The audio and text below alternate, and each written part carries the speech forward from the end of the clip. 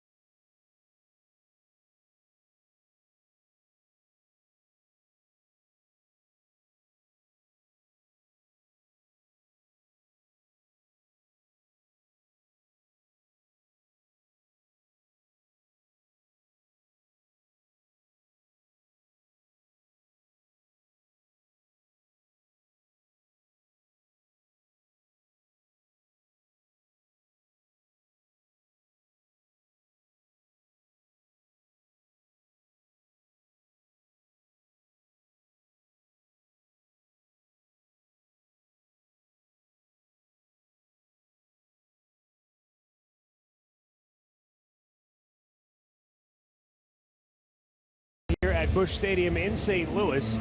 Shane Bieber will get the start for Cleveland, and Andre Knott had a chance to catch up with the young right-hander before tonight's game in our Hear Right sounds of the game. We have a picture that's floating around from spring training last year, and Kluber's thrown aside, and obviously you stuck out because of your last name. And I remember people tweeting, texting, hey, who's the Bieber guy? Who's that guy?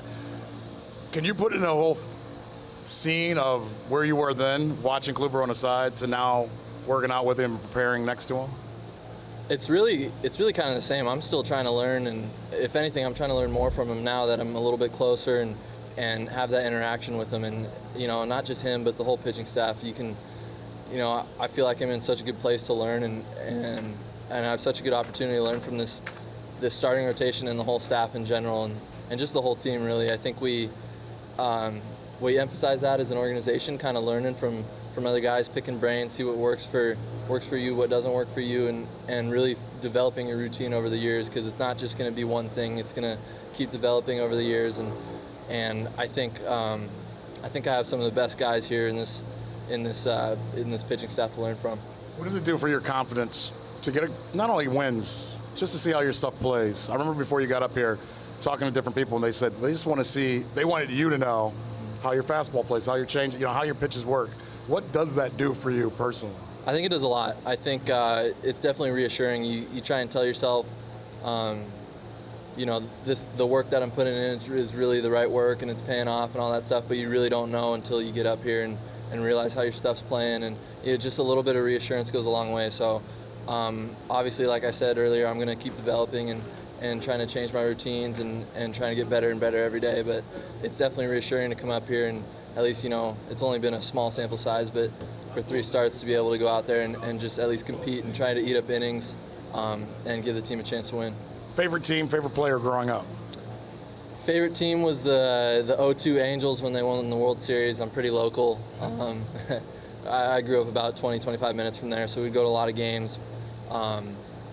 And I could pick a number of guys from that 0-2 team that were my favorite player. A lot of guys like Garrett Anderson, David Eckstein, Troy Glass, kind of not huge money guys, kind of guys that went out there every single day.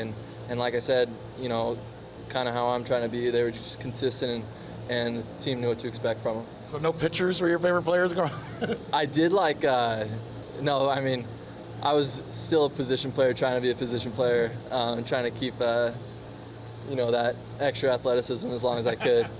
But no, I loved watching Scott Shields, actually. Not a big house name, but he went out there and seemed like he pitched every night for them. He was like a rubber arm, went out there and competed really hard. What I take away from that is his understanding of trying to reach that level of consistency and being a guy that you can count on. Yeah, he doesn't understand what the big leagues is all about. This is all new for him, but he's learning on every start to go out there what he has to do to get by. And I'm sure each and every start, man, he'll go in and he'll ask questions and he'll figure it out. But it is nice to see, because he's only 23 years old, so he's learning on the job.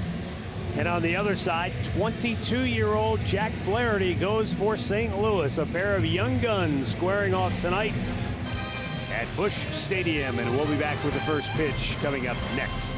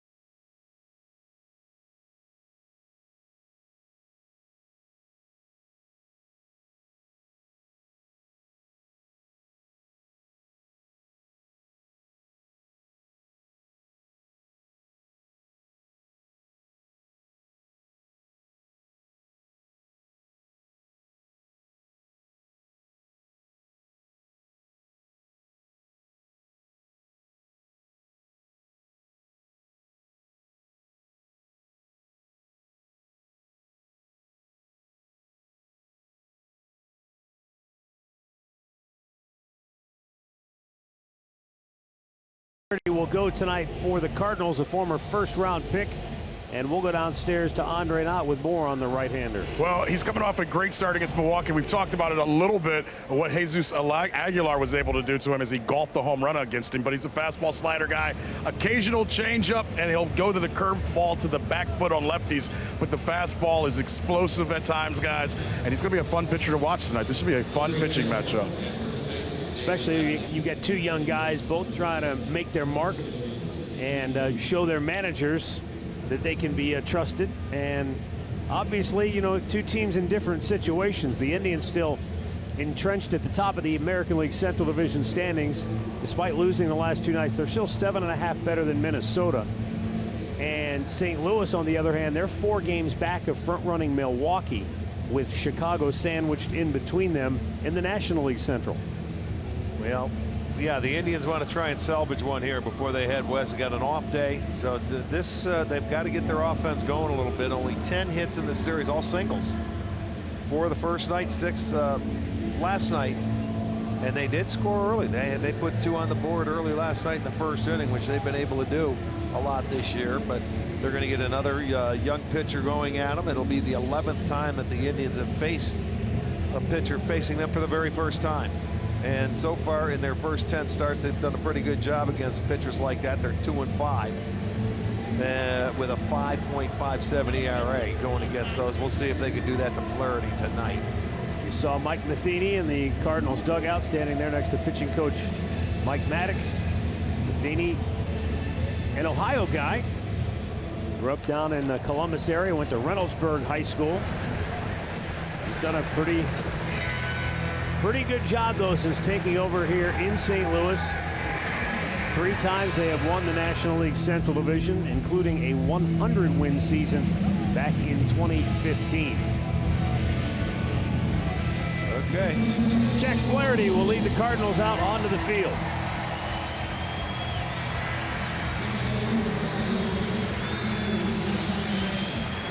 And Jack Flaherty will, as he makes his way to the mound, will be the Northern Ohio Hyundai starting pitcher for the Cardinals. His 11th start on the year. His record is 3-2 at 250 earned run average. He's never faced the Indians before. But this guy is just one of 5 pitchers in MLB history to have 2 or more 13 strikeout performances in their first 16 starts. Kerry Wood did it 4 times, Nomo 4, Don Wilson 2, and Bob Feller 2 back in 1936. So this guy has the good fastball. Slider is probably his best pitch. He's 6'4", 225 pounds, and 22 years old. And the Cleveland Indians starting lineup for Terry Francona, brought to you by Progressive Insurance. Francisco Lindor will lead it off, followed by Michael Brantley. Then it's Jose Ramirez, who had his 32-game on-base streak ended last night. Edwin Encarnacion will hit cleanup. Then it's Lonnie Chisenhall, followed by Jason Kipnis. Roberto Perez will catch and hit 7th. Tyler Naquin is in center field batting 8th, and the pitcher Shane Bieber will hit 9th. Well, let's set the Cardinals defense for you. In the outfield, it's going to be Ozuna in left field, Pham is in center, and Fowler over in right. On the infield, Carpenter at third base, Garcia at short, Wong is at second, Martinez at first, and Molina doing the catching.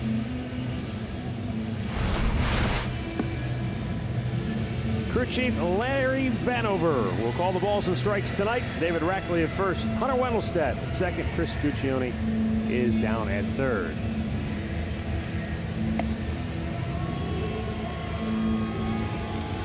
Terry Francona said after the ballgame last night that Corey Kluber was just simply human. I know a lot of folks were wondering, is there something wrong with Kluber? Twice in the last 3 starts he hasn't pitched well. Corey said after the game last night, no excuses. I just didn't get the job done. I wasn't able to locate. You make pitches in the middle of the plate, and they take advantage, and that's exactly what the Cardinals did. And he understood Terry Francona's decision to take him out. He said, hey, when you're not doing the job and you're trying to win a game, I get it. Yeah, he was upstairs, and he was middle of the plate. And like all pitchers, you usually get hurt when you stay in that area. We are ready to go as Jack Flaherty winds it up and delivers. And Lindor chops it to first. Nice play by Martinez and a good feed to Flaherty. 1 away.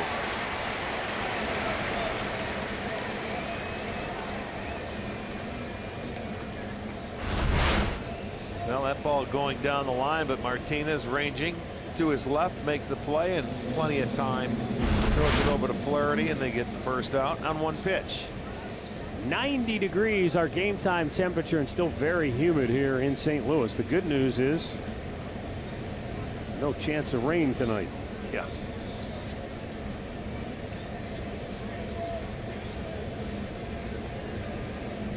Here is Michael Brantley now.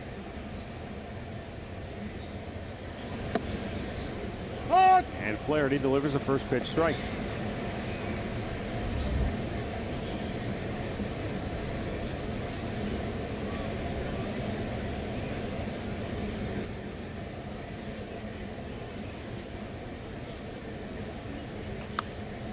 And a weak ground ball to first. And 2 quick outs. Tonight's storylines are brought to you by Wayside Furniture. In his last 3 starts, Jack Flaherty has been dealing. Struck out 13 Brewers his last time out. And Matt Carpenter, 8 for 9 in the series with 2 homers, both coming last night, and 5 runs scored in last night's game. Here is Jose Ramirez. Still tied for second in the American League in home runs with 23. Yeah, I see where J.D. Martinez hit his 25th today already.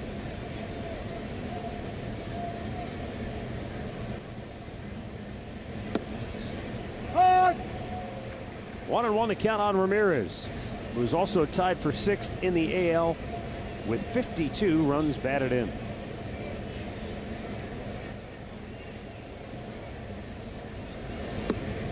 It's a nice little curveball he's throwing up there right now. 77 miles per hour. The sliders around 87 to 89.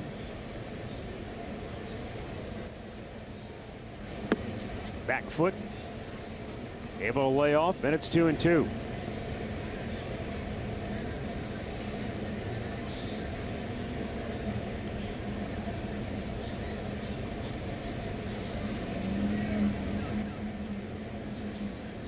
Swung on and missed, and the 22-year-old has a 1-2-3 first inning. The Indians are coming to bat, or the Cardinals are now coming to bat.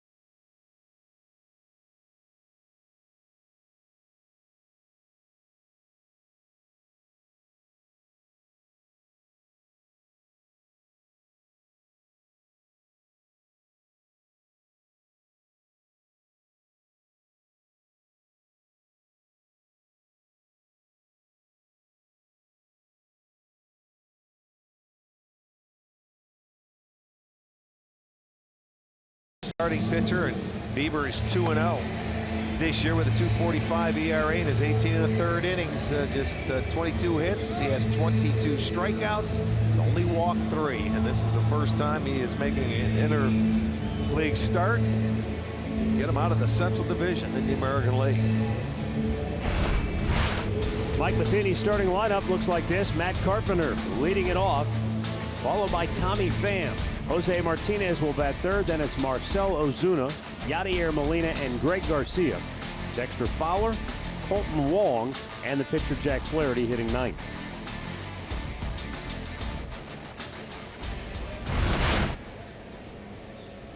Mike Matheny's lineup, when you look at the Cardinals, they don't have anybody in their lineup that has a lot of flashy numbers. In other words, if you look at the league leaders in home runs, runs batted in, they don't have anybody really up there. Matt Carpenter's third in the league in doubles. Outside of that, there's really no one, but they all work together very well. They have to. They have to play as a team, keep the line moving, as they say. Nobody with outrageous power. Carpenter with 15 home runs. He hit a pair last night.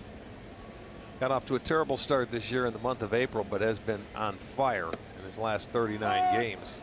That looked like the exact same pitch. First one was called a ball, that one called a strike. And it's 1-2. Carpenter is a career .331 hitter in interleague play. That's third best among active major leaguers.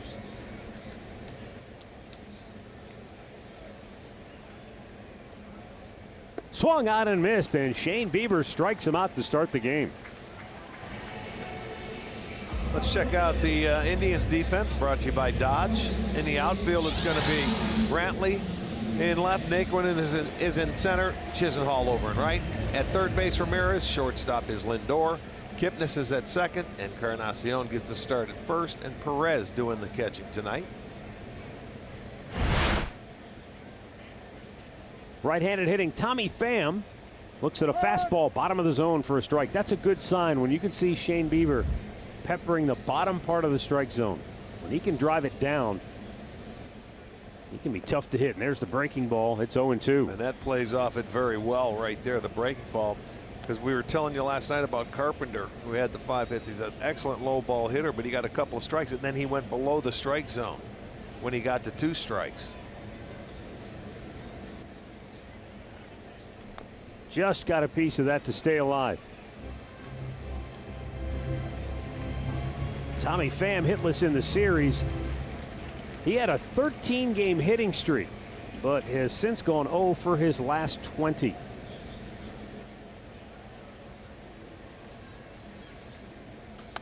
Out of play. Yeah, that sort of spoils it, doesn't it? You get that 13-game hitting streak, you think you're seeing the ball well, and all of a sudden, boy, it disappears. It's the roller coaster ride. Yeah, that's where you want to be. Try and be consistent. Mix in a few walks. The 0-2 is hit right at Tyler Naquin. The center fielder has it 2 down. Played perfectly.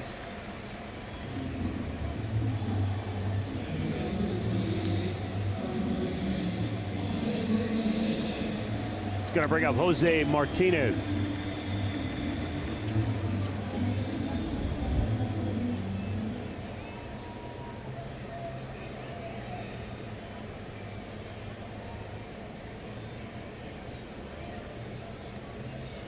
The son of former Cleveland Indians player Carlos Martinez.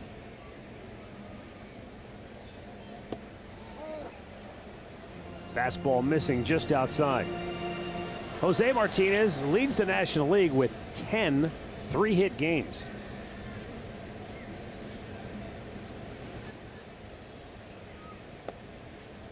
Well, we were talking about, you see a lot of movement in that batter's box until that pitcher gets ready to deliver. Then it slows down, and then he has that high leg kick. Look at the hands moving, the foot going up and down, and all of a sudden it comes to a halt. And that leg lifts up. Right field for Lonnie Chisenhall. And Shane Bieber cruises through the first. We are scoreless after 1.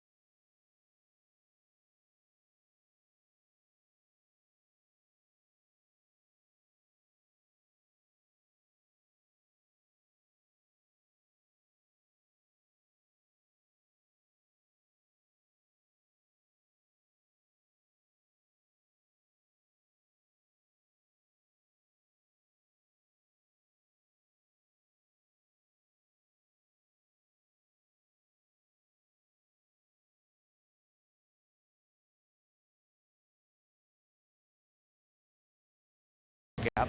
Access and manage your tickets. Enjoy check-in offers, exclusive content, and much more. Download the MLB Ballpark app today. Second inning here in St. Louis, no score, and Edwin Encarnacion will lead it off.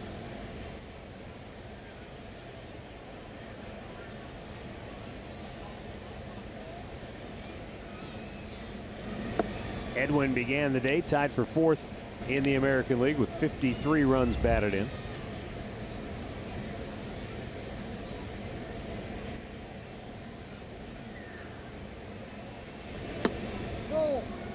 Just a bit low. 2-0.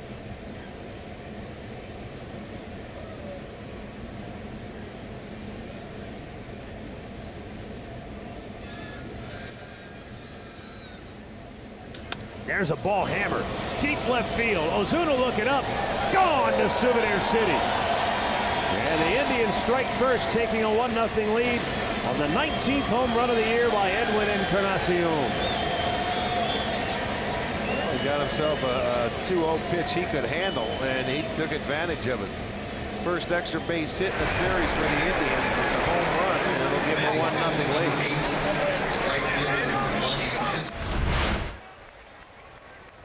There it is, fastball right down Broadway, and he took advantage of it.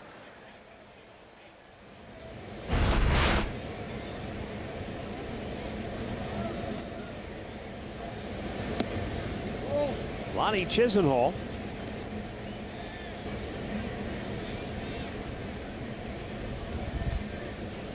Last 14 games, he's batted .395.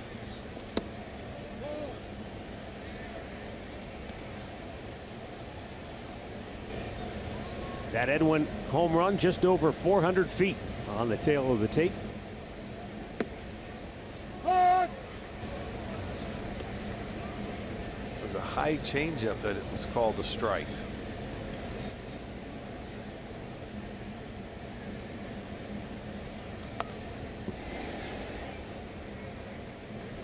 Two balls and two strikes. Chisenhall 2 for 7 in the series. Both of his hits coming last night. An RBI single in the first that gave the Indians an early lead. Just missed low with his fastball. Full count.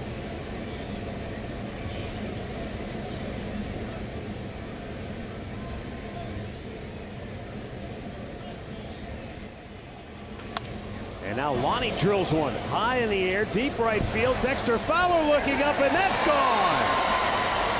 Back-to-back home runs here in the second, and the Indians are on top 2-0. First home run of the year for Lonnie. It looked like that ball disappeared just over the fence and just below where the fans were trying to get a hand on it. He golfed that ball out of here, man. That ball was down. I don't even know if it was a strike. Let's check it out and see. Look at that. He came in. It was off the plate. It was going to be on a backhanded side by Molina, but it doesn't come back. Gets enough of it, and you're right. Right in between that gap between the stands and the fence.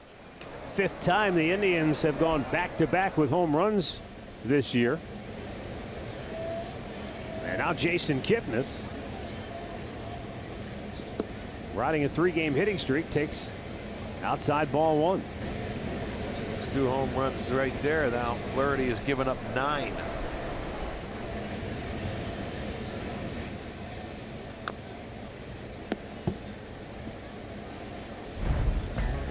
Great clip of the game from last night. This RBI single by Jason Kipnis made it 2-0.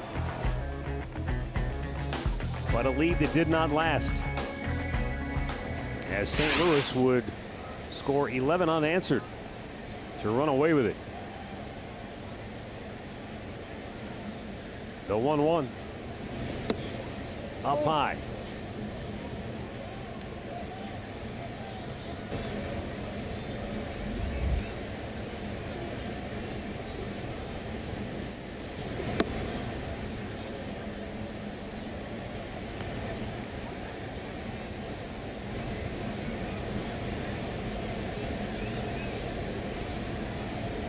And the 3-1. fouled back. We've seen a very good example, 2 examples of how fastballs, it's never about velocity. It's always about location. You can throw mid-90s, but if you throw it in a spot where the hitter can get the barrel to it, you know, for a left-handed hitter, that spot's down and in usually. Well, Lonnie, that ball was not a strike that he hit out of the ballpark. That was in off the plate and down. Sometimes you can make a pitch, you think that is a really good pitch, you go, I can't believe he hit that ball out, or even got a base hit with it. Jason Kipnis is rung up by Larry Vanover on a pitch that he did not think was a strike. Let's take another look and see what you think. No. I think it's off the plate. It doesn't light up in the box, so it's off the plate. But he gives him the call. So we'll keep an eye on that and the consistency today. If he can maintain calling that ball, which is a ball width off the plate. Now Roberto Perez swings at the first pitch and fouls it back.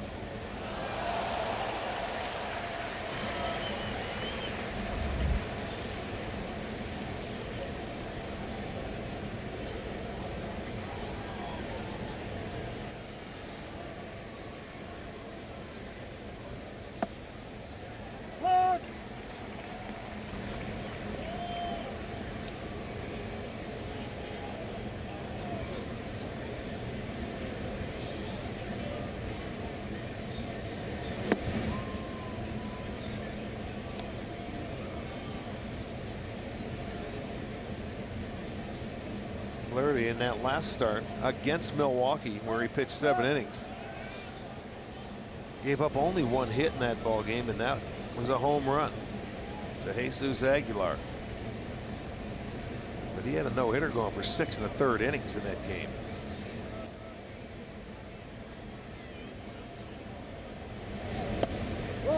Wow, just missed upstairs. That was a better pitch than the pitch that he ranked. That was a strike. That's right there. That's a beautiful pitch, and Kipnis is outside, so I don't know what's happening. That one's in there. Back-to-back called third strikes, 2 down on the inning.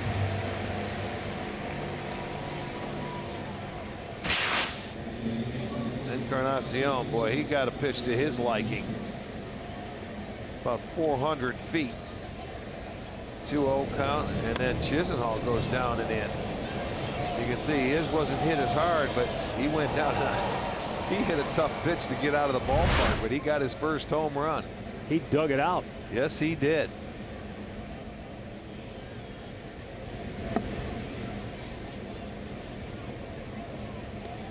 Two down. Tyler Naquin, the batter, trying to snap an 0 for 12 slump.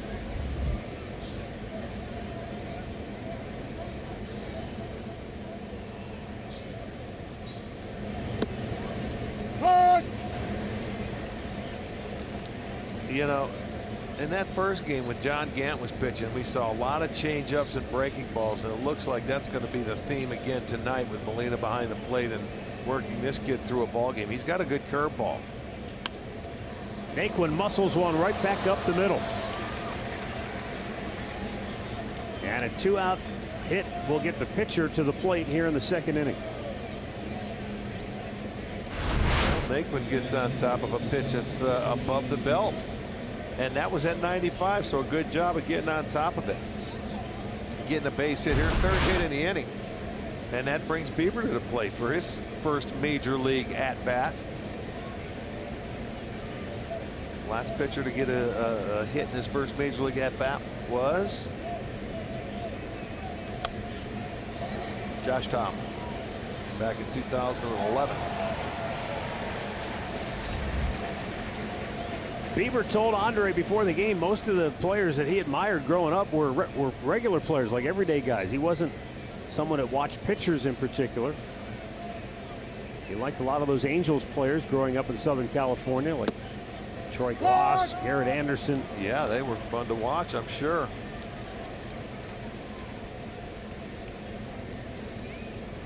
Darren Erstad.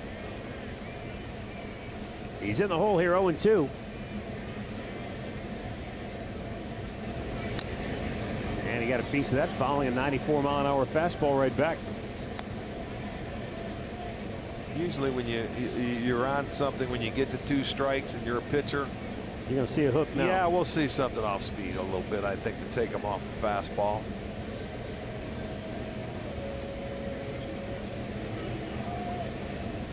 Went right there, fastball. Strikes him out to end the inning. But the Indians go back-to-back with Edwin and Lonnie. And it's 2-0 Cleveland, middle of the second.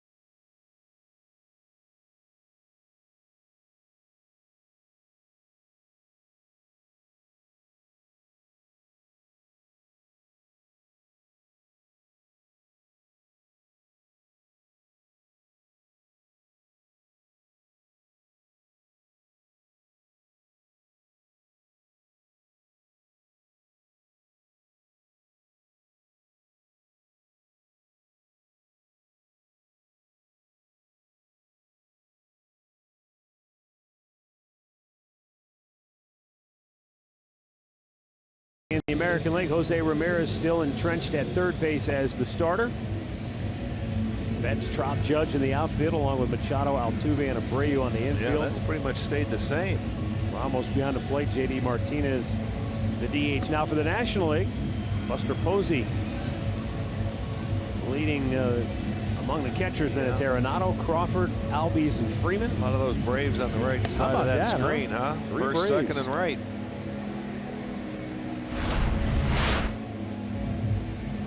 Well, Jose Ramirez having a fantastic season to this point, and very deserving of an all-star bid. And I think I'd be surprised if Francisco Lindor doesn't join him. He might not get voted in, but I would have to imagine he'd be a guy you'd probably get selected to the team. Well, kind of year he's having, multi-hit games, you're right. I mean, I know there are a ton of good shortstops in the American League. Yes, there are. You know, and I guess it comes down to who has to be represented as well. You know, how they figure. And I'm not sure the number of players that they take anymore. I think it's grown in the past. Here is Marcell Ozuna to lead off for St. Louis. Fastball strike to the outside corner. Ozuna hitting .324 here at Busch Stadium. That's 6th best in the National League in home batting average. Weak ground ball to short, Lindor. One away.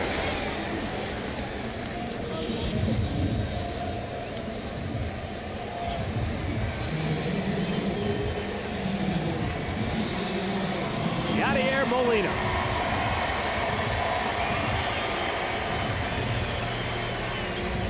To say he's a fan favorite would be an understatement.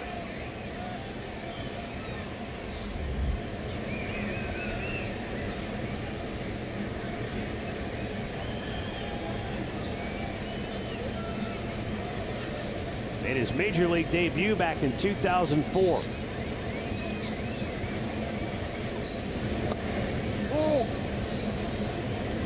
in that year, he only played in 51 games.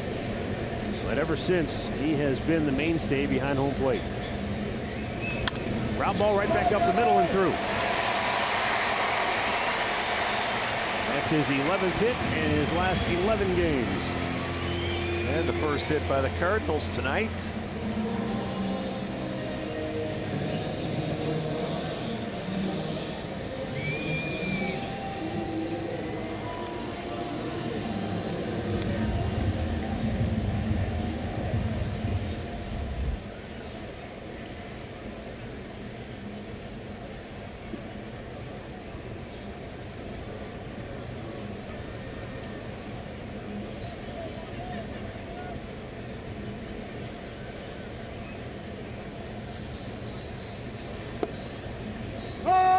Greg Garcia. Garcia started the first game of the series. He did not start last night, but Jairo Munoz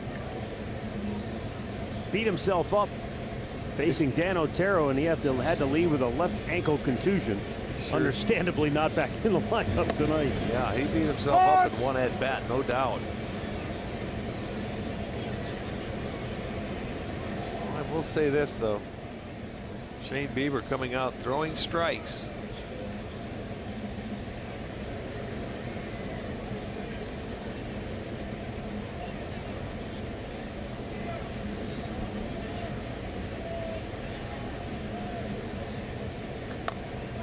Pulls it foul.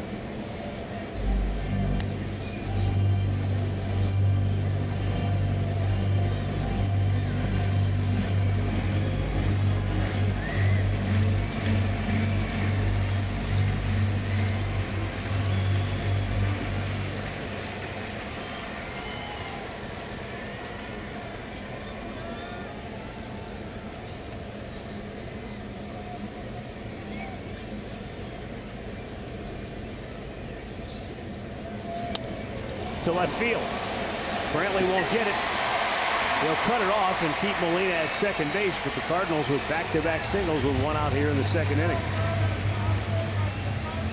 Yeah, he just takes it the other way and wasn't hit all that hard. And it was slicing away from Brantley, so it's just going to fall in there. Not a bad pitch, down and away. But he fights it off the other way, so back-to-back singles. They have runners at first and second now with one out.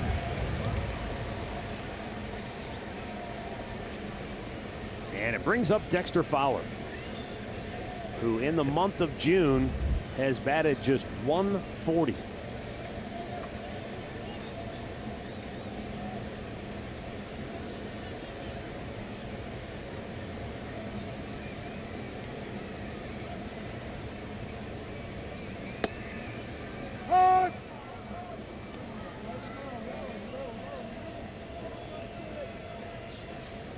Fowler signed a 5-year deal with the Cardinals prior to last season. He hit .264 last year. 18 homers, 64 runs batted in. Swung on and missed. But boy, this year, it's like the floor fell out from beneath him.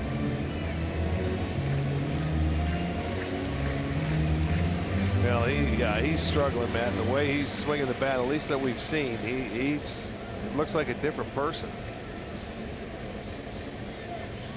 Really fooled on that last breaking ball. I wouldn't be surprised to see it again. There it was. Oh, yeah. What the heck? What was that? In slow motion? Second strikeout for Bieber. That was beautiful. I mean, I was thinking, where was that pitch? And look at. He didn't call it. Now it's slow motion. All right, let's hold on. Do it. Does he think he is Leslie Nielsen with a naked gun? Say, if we see him moonwalking tonight, he's applying. Hey, it's Enrico Palazzo. 2 down for Colton Wong.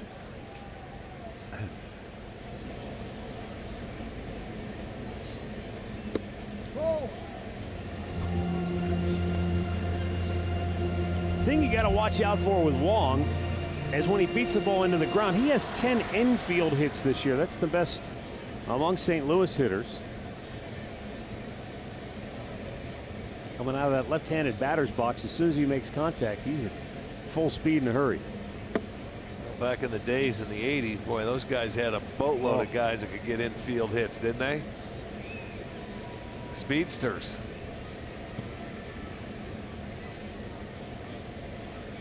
Okay, use your head a little bit here now. 2-0 count. Pitcher's on deck.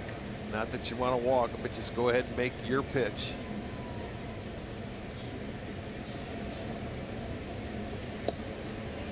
And an off-speed pitch is in there for a strike.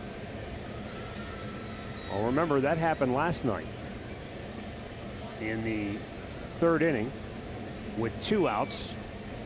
Colton Wong at the plate. Yeah. And Otero was behind in the count. Made a mistake, and Wong hit it out. It happened in the first night, too. After they had a 2-0 lead late in the ball game.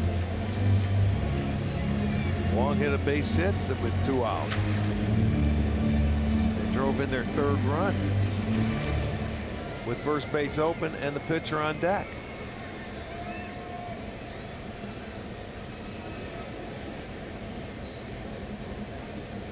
Bieber is back in the at-bat now, though, with 2 on.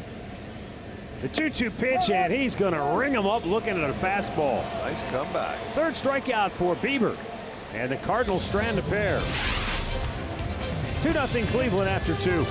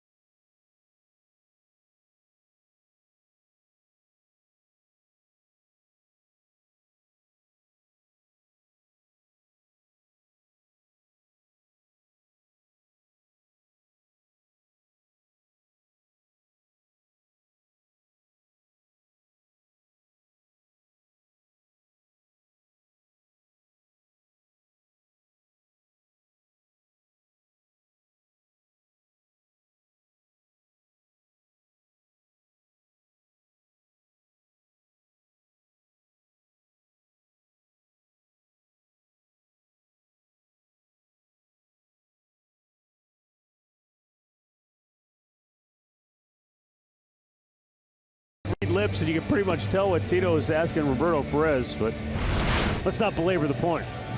Stat of the game brought to you by Buick. A look at these 2 teams offensively. The Indians a little bit better, a little more power, a little better in runners in scoring position, and stolen bases not close. Yeah, and just remember though that they've got pitchers hitting over on that St. Louis side, but double wise. And let's go to the top of the order, and Francisco Lindor, who grounded out his first time up, but he hit the ball hard. And Jose Martinez made a nice play toward the line. well, he went after that first pitch. See if he takes one here.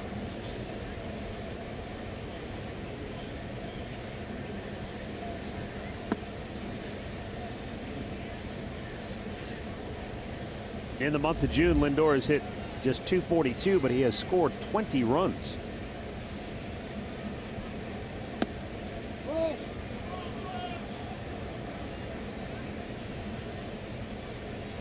Pretty safe to say that when he has been able to get hits or get on base, well, this lineup really takes off. Sure it does. He leads the league in runs scored with 64.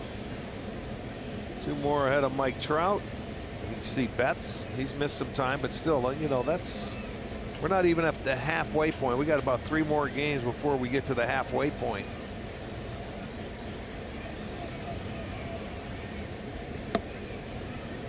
Taking all the way. The fastball is in there for a strike, 3-1.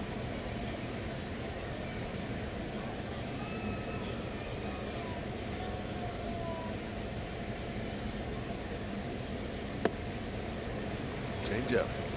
Full count.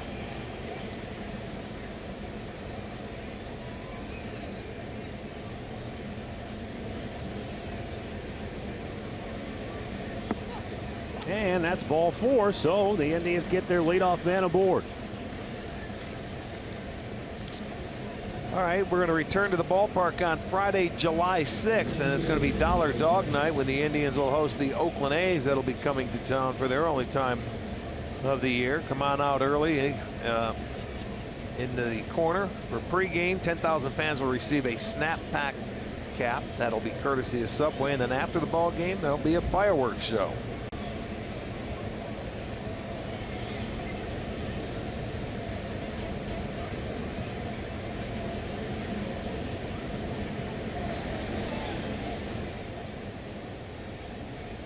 Lindor has stolen 10 out of 12 on the year. But again, as we said last night, only 17 stolen base attempts against Yadier Molina this year.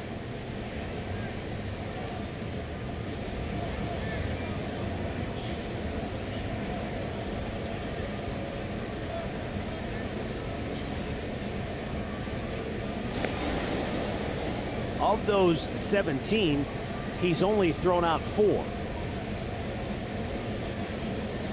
But so much goes into that whole situation. You don't know, not having watched the Cardinals, if it was a pitcher not holding the runner on, or that's what we're going to get a time on right now.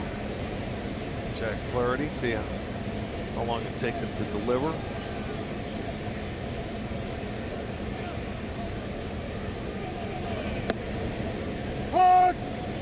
Off-speed pitch in for a strike.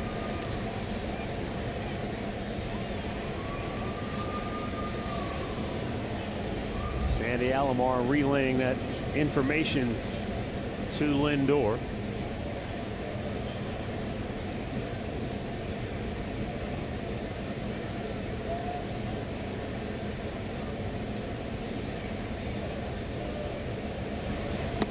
Misses up high, 1-1.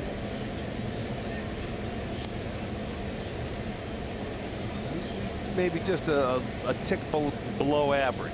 Average is about 1.3, delivering that ball to your catcher. He's right in that area, 125, 126.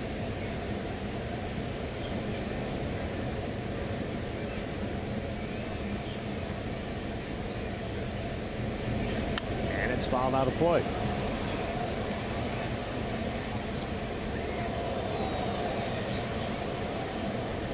Michael Brantley is 8th in the American League in batting average. And specifically when facing right-handed pitchers, he has the 7th best mark in the AL.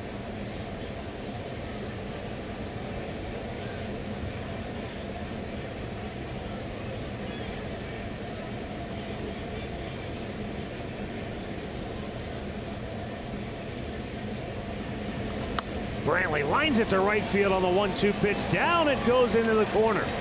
Fowler trying to cut it off. He does. Lindor will have to stop at third. And the Indians are set up here in inning number 3 with runners at second and third and nobody out. All right, the table is now set. Boy, what a nice piece of hitting, Arch, down in the count. Yeah, well, he went down and picked up that breaking ball. Look at down low is that little curveball or slider that he threw there at 83, and it gets down into the corner. He'll get his 18th double. And the table is set.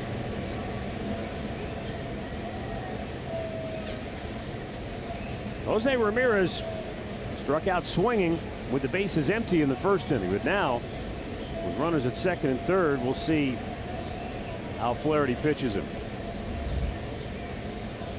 Jose, a .294 hitter when he has runners in scoring position.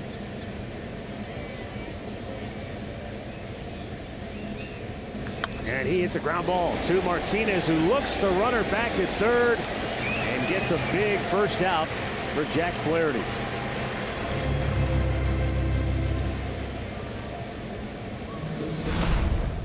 Well, you come back into that second inning, and that was it. A 2-0 pitch that got them on the board, their first hit. And then after Eddie, it was Chisenhall who left the yard. So they went back to back, making a 2-0 game. And now let's see what they do with Encarnacion. The right side of that infield's coming in.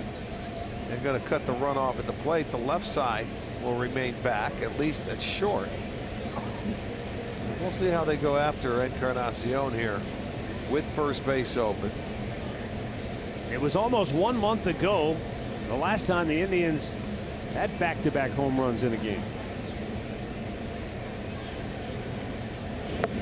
Before tonight, and that's when Jose Ramirez and Encarnacion went back-to-back May 30th against the White Sox.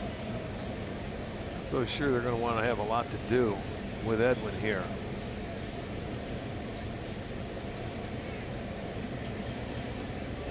He should remain patient. Yeah. The 2-0 pitch that he hit out in his last at bat, I wouldn't be surprised to just let him go to first. Matheny just gave the signal. Go ahead, put him on. So the intentional walk will load the bases for Lonnie Chisenhall.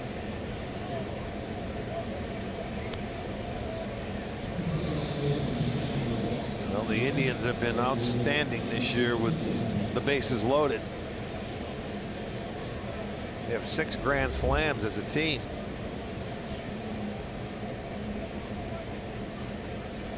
Lonnie golfed one out of here in the second.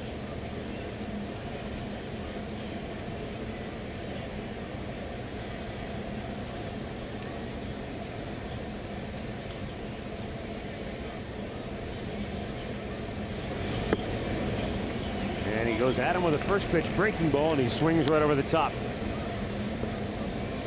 In his career, Lonnie at 298 mark with the bases loaded.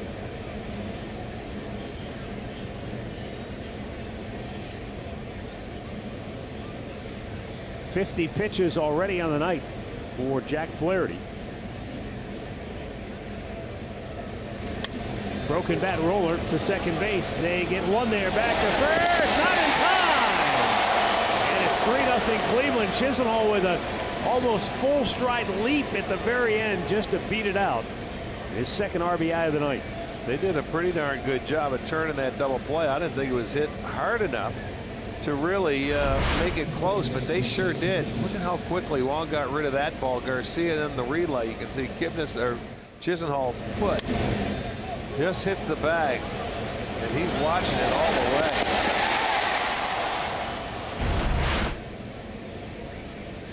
Pretty good indicator that that calf's feeling all right, because he's full out all the way down the line, and the last lunge to get to the bag.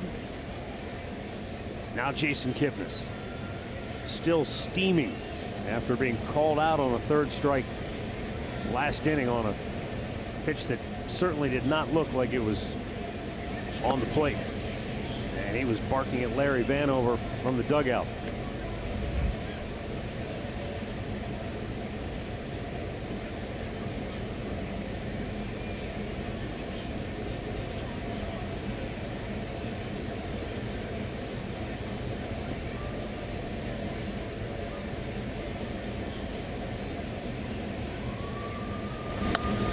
Fouled on the right side.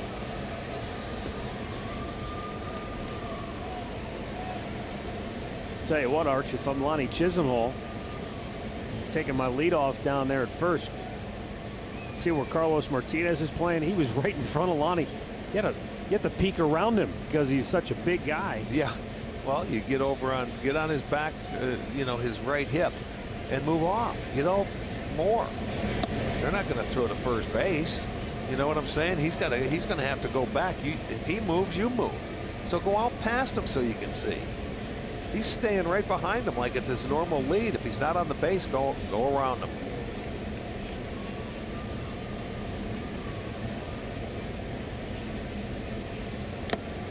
Two and two. High fastball just above the zone.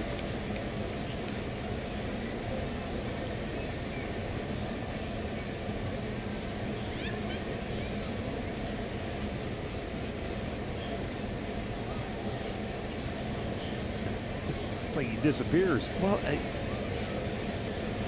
don't understand it. Just a bit outside Wow, on a full count. Now, it's funny because did you see all the white jerseys that were starting to walk off?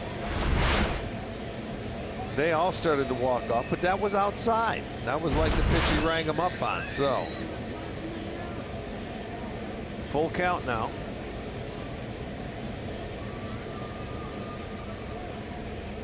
Lonnie's off, and the 3-2 is popped up foul and out of play.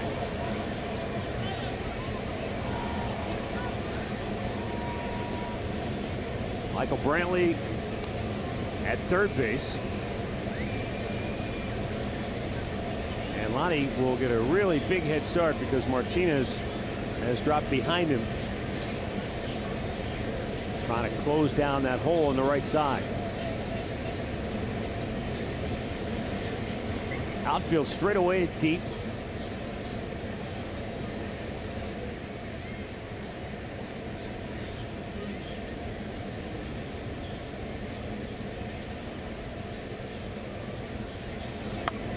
And it's blooped to center. Charging in is Tommy Pham. He won't get there. Brantley scores. Chisenhall stops at third, and Jason Kipnis with a 2-out bloop RBI single, and it's now 4-0 Cleveland. It's going to bring out the pitching coach, Mike Maddox. Well, he just threw that pitch right there that is flared into center field with Chisenhall off and running. Pham coming in. He could not get there. This is a spacious outfield. You play a little bit deeper. This ball is going to land in front of him, and it's going to be a 2-out RBI single by Kipnis.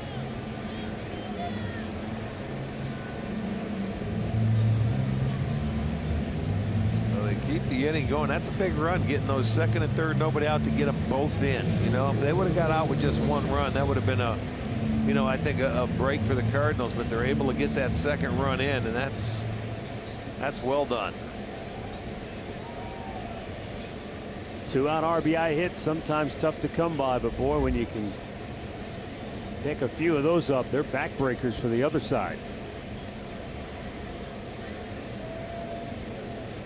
Roberto Perez called out on strikes his first time up.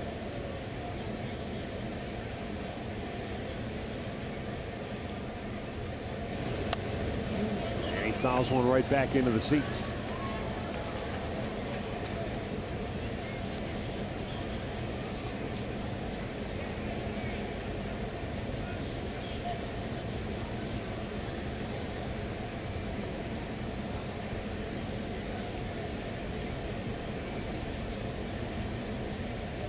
Big crowd has been silenced by the Indians bats here in the early going.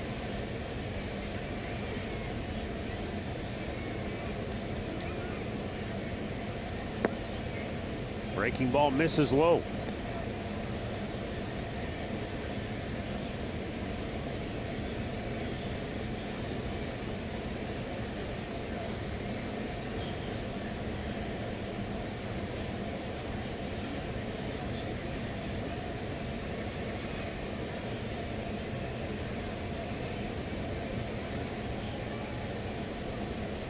Jason Kipnis draws the throw.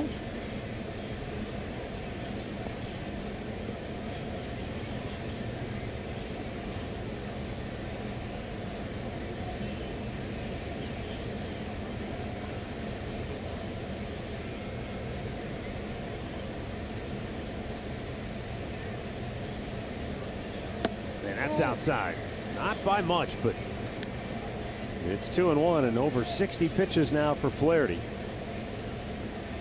Yeah, the Indians with 5 hits. They only had 4 hits in the first game. They had 6 hits last night, so 10 in the first 2 games. They have 5 already. We're in the 3rd inning.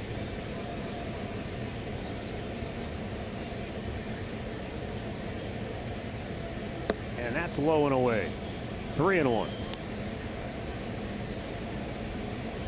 Roberto Perez, the 7th man to bat in the inning.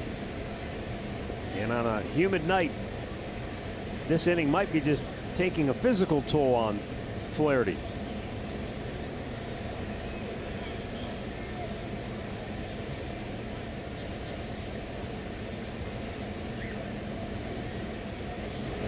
Swung on and missed. Good change of pace with the breaking ball, full count. A couple of big innings right there. 28 pitch second, and he's trying to make this a 28 pitch third if he can get out of it here on the full count. Kipnis will be running at first base on the 3-2, and a swing and a miss. Indians get 2 more. Jason Kipnis makes it 4-0 Cleveland, middle of the third.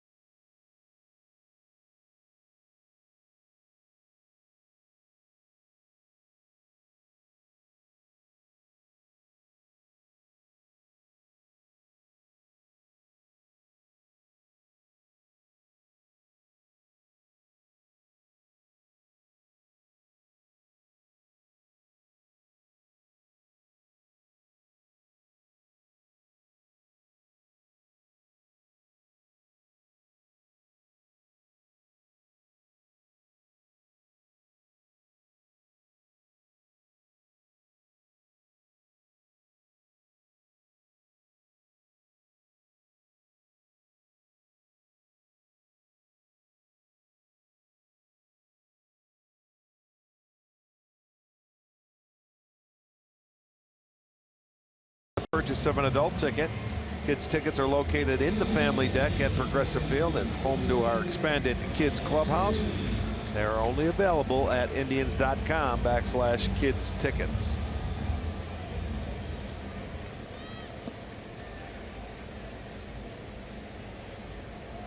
Shane Bieber goes to work against Jack Flaherty. The Cardinals pitcher will lead off here in the home half of the third. And Bieber with a fastball strike.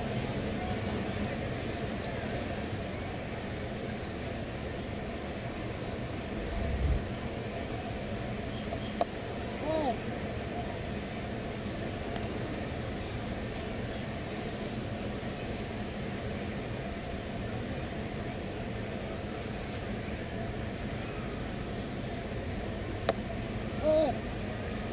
2-1.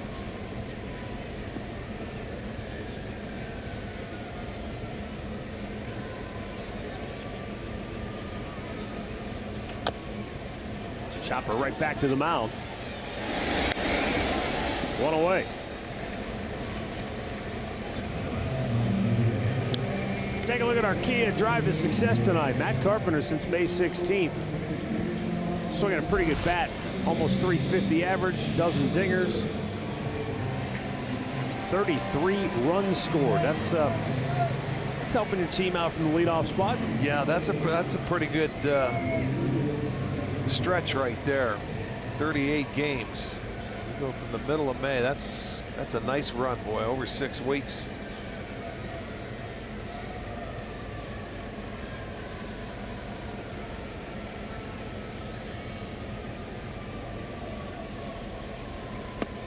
Shane Bieber misses with a curveball up high.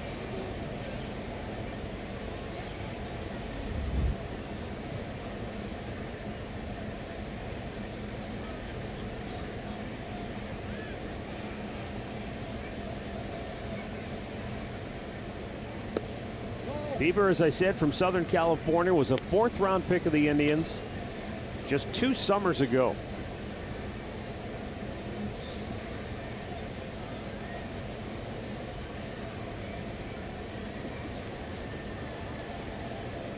Last year, pitched at 2 different levels of A-ball before making it to Double-A Akron. 9 games, he was 2-1 with a 2.32 ERA. So to say his ascent has been rapid be an understatement. And it's just a bit low. And the first walk issued by Bieber, something he does not do a lot of. Let's go down to Andre. Well, as you talk about Shane Bieber and just what has happened to him over the last 2.5 years, talking to Tito before the game, and remember we had the conversation of they want him to get up here to see how his stuff plays. Well, tonight I asked Tito, I go, now that he's seen it play, what does it do? And he says, well, the confidence changes. He goes, now in between starts, he can work on other things and getting better. Now he knows he can get these hitters out, so then he can add to that. He goes, sometimes the guys come up here and they try to do something that they aren't, and he goes, and they end up back in AAA, and they never get back here. Now they have something to build upon because he's had this early success. Well, that can happen too when you're aggressive like Bieber is, and he throws a lot of strikes. He makes the hitters put the ball in play. You keep it out of the middle part of the plate. He keeps it down in the zone for the most part. And he's got a nice mix.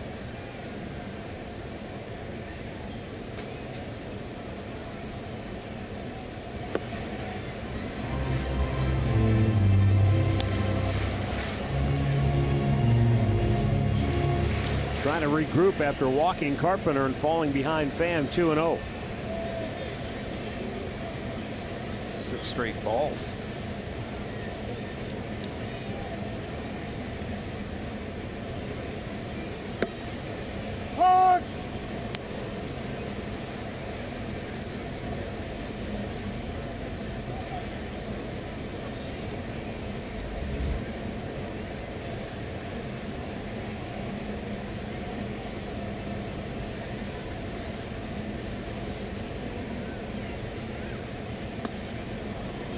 Good breaking ball, 2-2.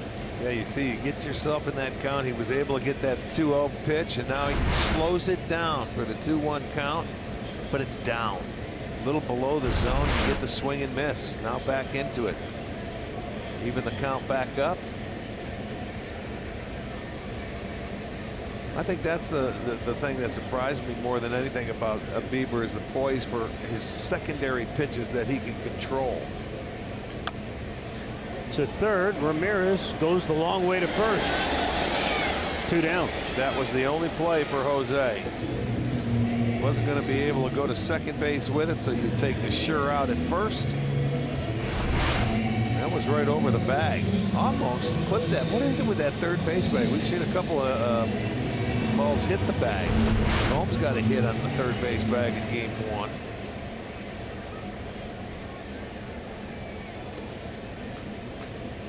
You mentioned poise with Bieber and his secondary pitches. And that's exactly what I thought of when I watched Ramirez make that play. It may seem like just a simple play, but when you got a runner at first, a lot of third basemen their first thought might be, I got to get the lead runner, go to second, get the force. But he never let that play speed up on him. Base hit right field, coming around third. Carpenter will score. And the Cardinals get on the board.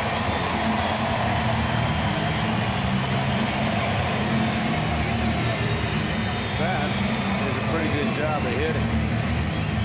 Right there, going the other way for a big guy. You just watch his swing right here. But he made the mistake up, and it was in a little bit, and he took it the other way. So give credit there. Bieber gives it up his first walk, and they find a way for it to score. So St. Louis on the board now. It's 4-1. Martinez, 51 runs batted in now on the year. Look at that, with 2 outs and runners in scoring position, a 486 average. That's clutch right there. That's a number that you love to see if you're a hitting coach.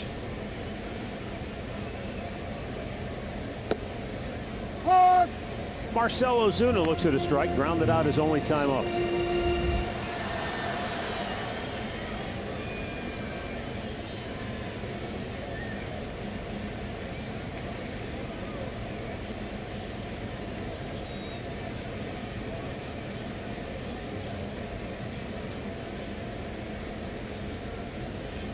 Ozuna was the National League Player of the Week for the week ending June the 17th, and right now riding a 5-game hitting streak.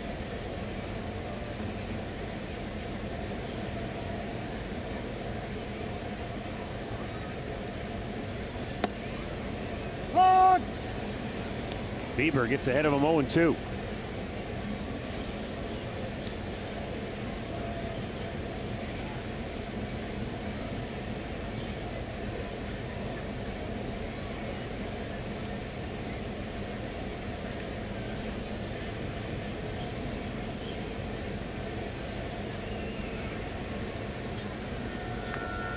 He just got a piece of it to stay alive.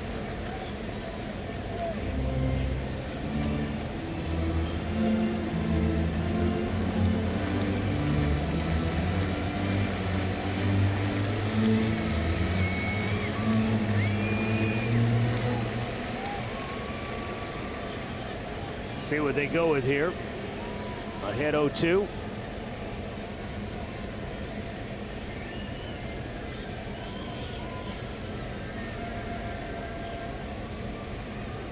And a curveball misses up and in. That one got away from him.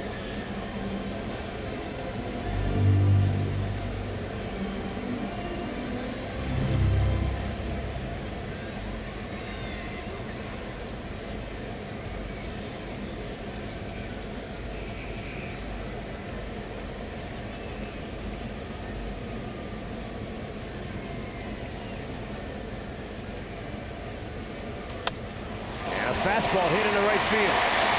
Martinez will stop at second. And the Cardinals have 2 on with 2 out. And Yadier Molina coming to the plate. All right, the last 2 hits have gone the other way. That's not even a strike. That is 6 inches off the plate, but Ozuna is able to reach out there and just stay on it and take it that way. So back-to-back singles will keep the inning going. Carl Willis is going to come out and have a talk with Bieber. A couple of good swings on a baseball to keep it going right there, the last 2 hitters.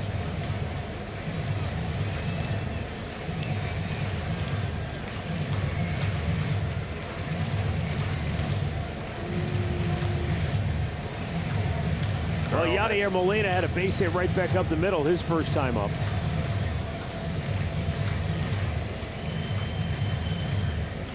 Giving him 11 hits in his last 11 games. Yeah, he had a little fastball out over the plate. It was hit on the ground, but it found the right spot right back up the middle, right over the pitcher's mound.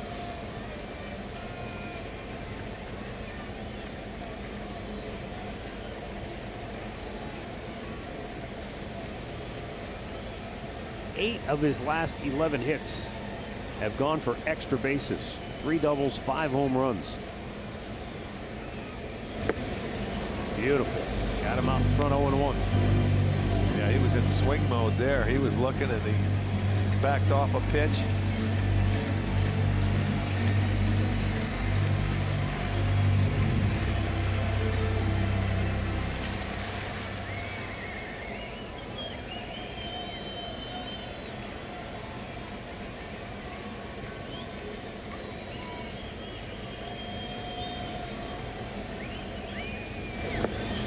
Stayed right with it, and it's 0-2. Why wouldn't you? He's swinging at everything.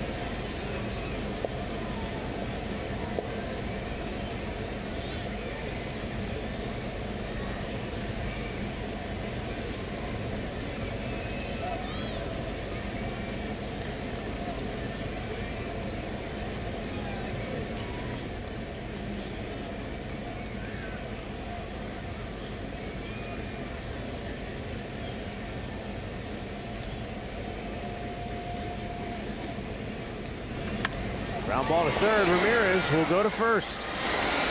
And the inning is over. Cardinals get on the board. They strand a pair through 3. It's Cleveland 4, St. Louis 1.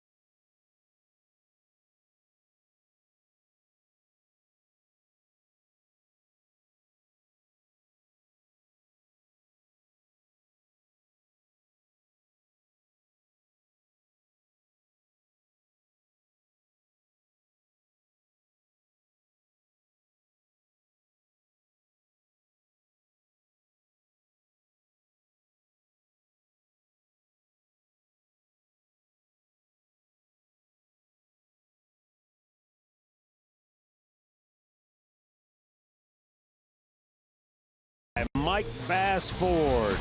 September 27, 2002. Home run number 51 on the year for Jim Thome. Forget how long those things used to stay in the air when he'd hit them.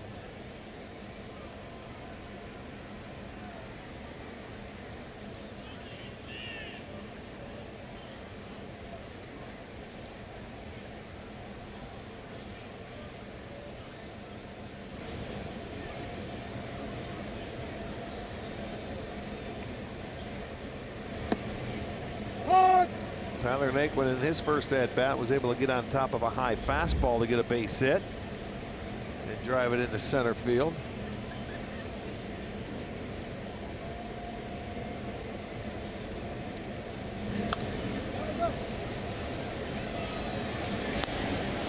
Tyler Naquin grounds out one away. And our player profile brought to you by Levin Furniture. All-time in interleague games, Jim Thome with 64 home runs. Albert Pujols right behind him, still going with 62. Edwin Encarnacion is tied for 10th. Third among active players. He's hit 50.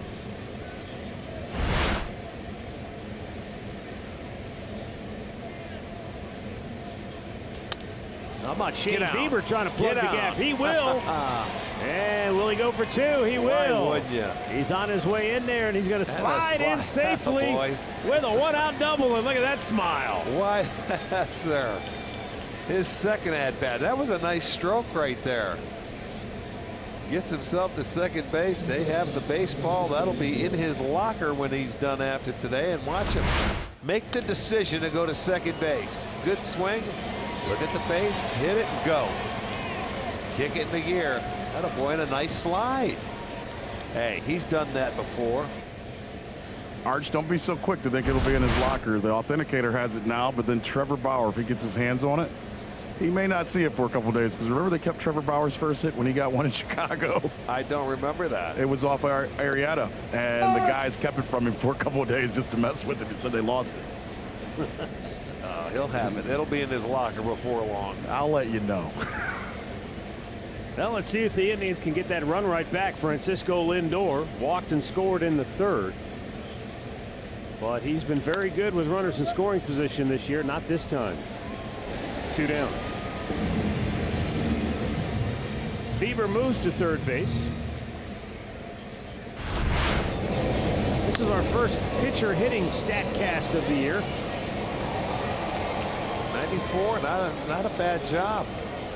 No, he has never hit since what, high school?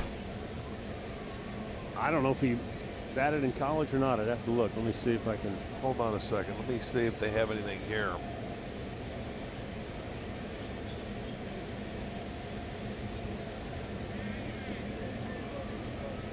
I'm thinking it's high school. Bieber went to UC Santa Barbara to play college. When he was in high school, he was a third baseman, outfielder, and a pitcher. Well, if he was playing outfield, then he had to hit. Well, definitely in high school. I just don't know about. Don't have anything here on this.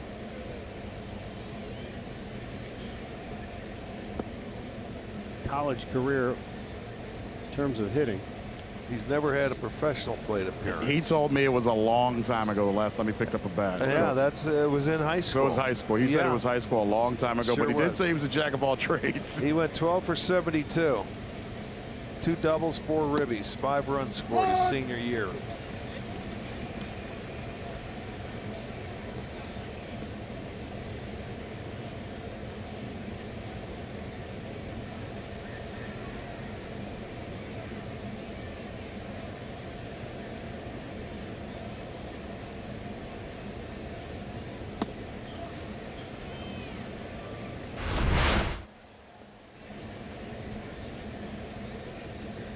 There it was. Didn't try and do too much with it. Nice swing on a fastball.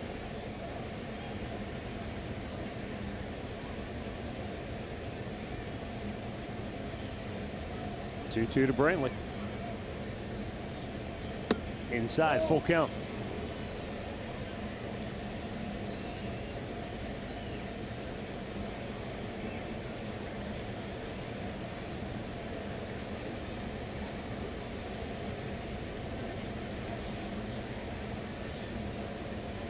still smiling like it's Christmas morning.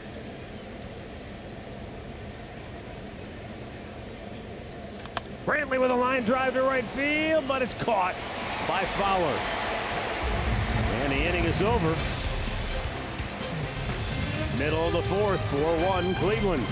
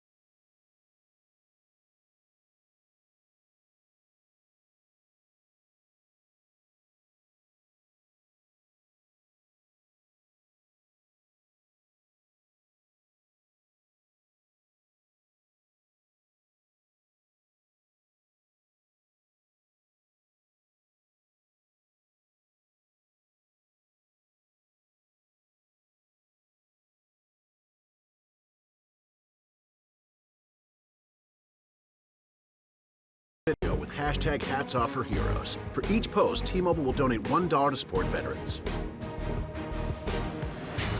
Indians on top 4-1 as we go to the bottom of the fourth inning here at Busch Stadium in St. Louis, and we check in with Andre Knott. Thanks, Matt. You gave a great story our first night here just about what St. Louis means to Terry Francona in his career. It was June 16th when he hurt his knee and blew his knee out here way back in the early 80s, and he says that about 3-4 years after that happened, he was back here at the old Busch Stadium, and he was in 2 new knee braces, and he was sitting in the opponent's clubhouse, and Whitey Herzog came in and started talking to him and just told him how much he thought of him and thought about his career and always thought about when he got injured. And Tito said that blew him away, that Whitey Herzog remembered that. So yesterday, guess who came into the clubhouse to say hi to him again? Whitey Herzog was here, came and talked to him for a little while. Galen Cisco came and talked to him, and he just talked about what it meant to come back here to St. Louis and winning the World Series here with Boston, but also he said it just means a lot when you have guys like that that are willing to come back and talk to him. And there's one story that I had to tell. There used to be a hotel that looked inside the old Busch Stadium. And he says the night after he blew his knee out the first time, he was sitting in his room late night and just looking out of that window, looking down in that left field where he hurt himself. And he says, my ligaments are down there. Should I go get them? He says that dream and that moment comes back to him every single time he comes back here. Thanks, Andre. I mean, that has to be a pretty traumatic moment for an athlete when you have a devastating injury. What was it like for you going back to the Kingdom? Well, isn't that where you hurt your back really bad? Never really, you know. You go back and you have memories of it, that's for sure. But you know, when you blow out ligaments, you're thinking career ending. You know, back then. So he's probably just looking out that window thinking, am I ever going to play again? And that's where it happened.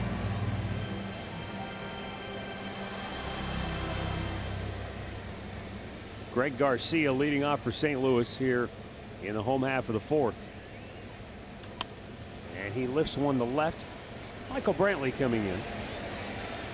One down.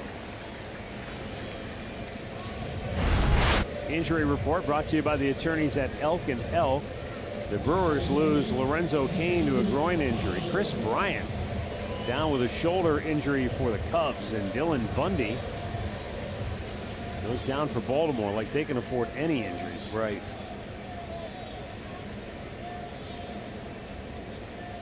Cubs began the day 2.5 back of Milwaukee in the NL Central, just ahead of St. Louis.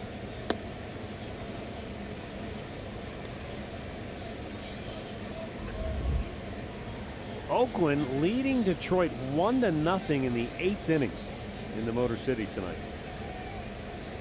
Indians will head to Oakland to play the A's Friday, Saturday, and Sunday.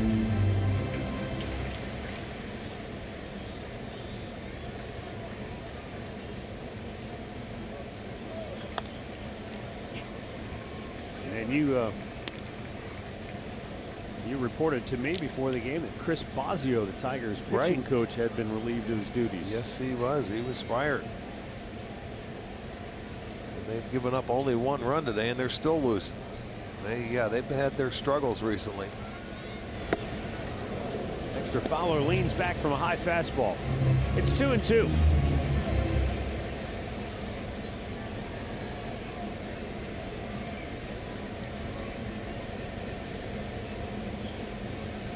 Swung on and missed, and Shane Bieber has his 4th strikeout of the night, 2 down.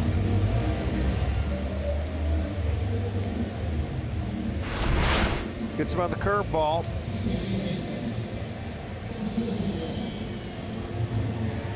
Going away, and it's almost looked like it just kept going away. Gets the swing and a miss.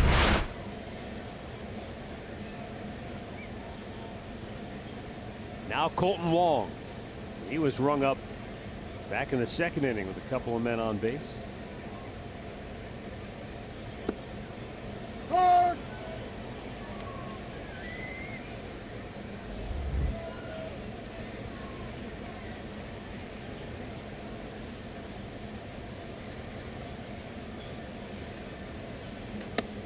High fastball up and away.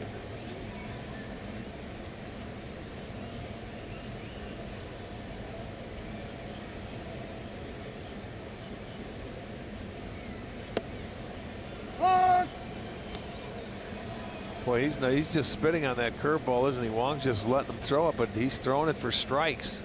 Up in the zone, down in the zone. Yeah. He's moving it all around. And Oh, he hit him. boy, that's not what he wanted to do.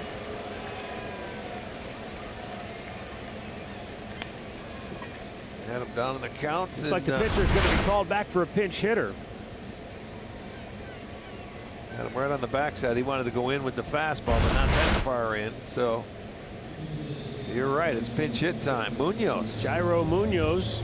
Well, at least he's walking again. Yeah. They'll bat for Jack Flaherty. So Flaherty's night over after 4 innings of work.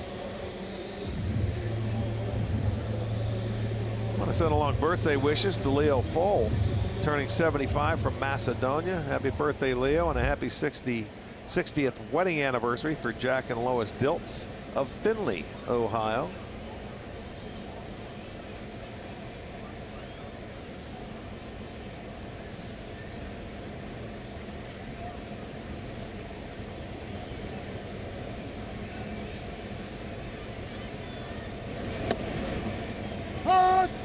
Munoz takes a called strike. Munoz 1 for 7 on the year as a pinch hitter.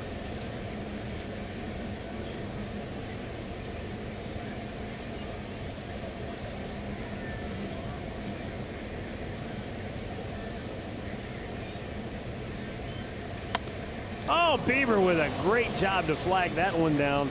And the side is retired. 4 complete from Busch Stadium. It's the Indians 4 and the Cardinals 1.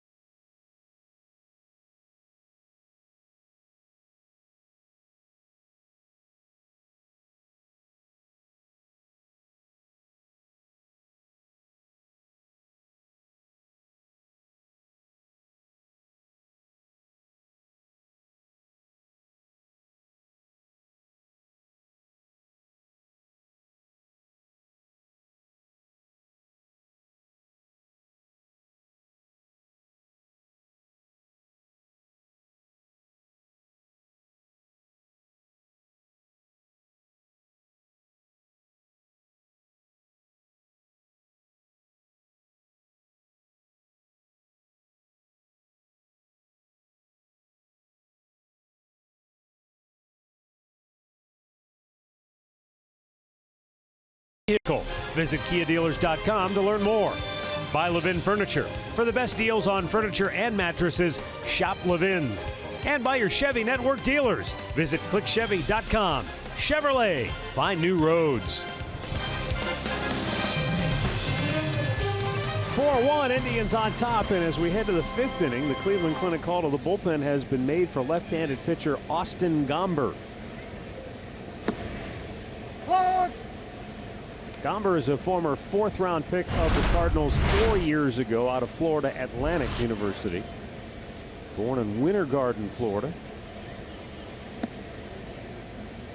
Came in game 1 of this series.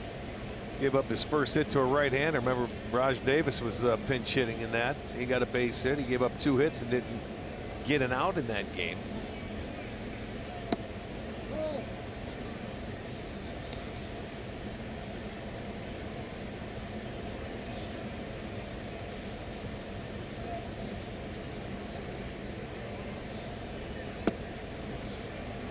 And there's the big curveball for a strike, and that has been a difference-making pitch for Austin Gomber.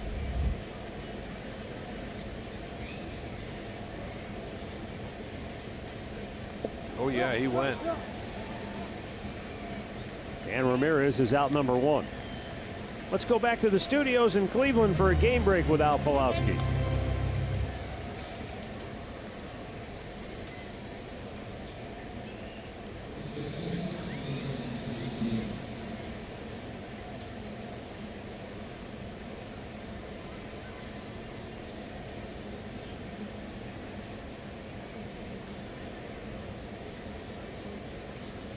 Thanks, Al. Here is Edwin Encarnacion, who homered in the 2nd inning, and then they intentionally walked him to load the bases in the 3rd.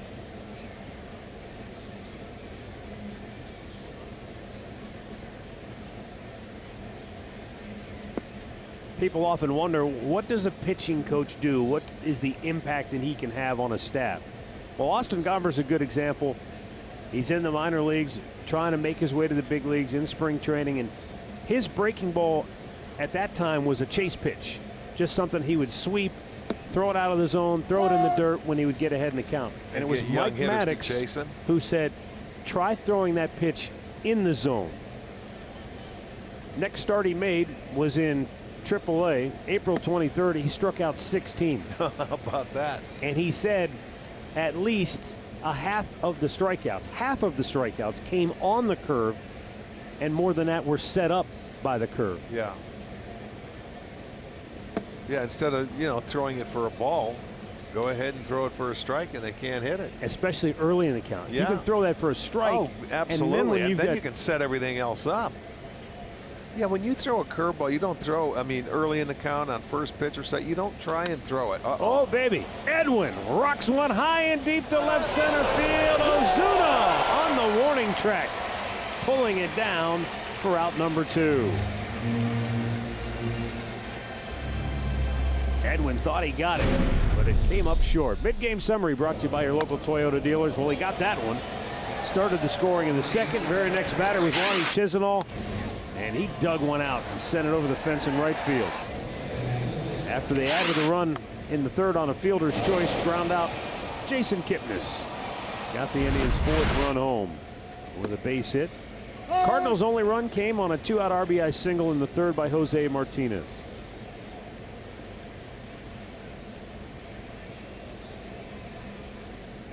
And Lonnie Chisenhall looks, it's outside.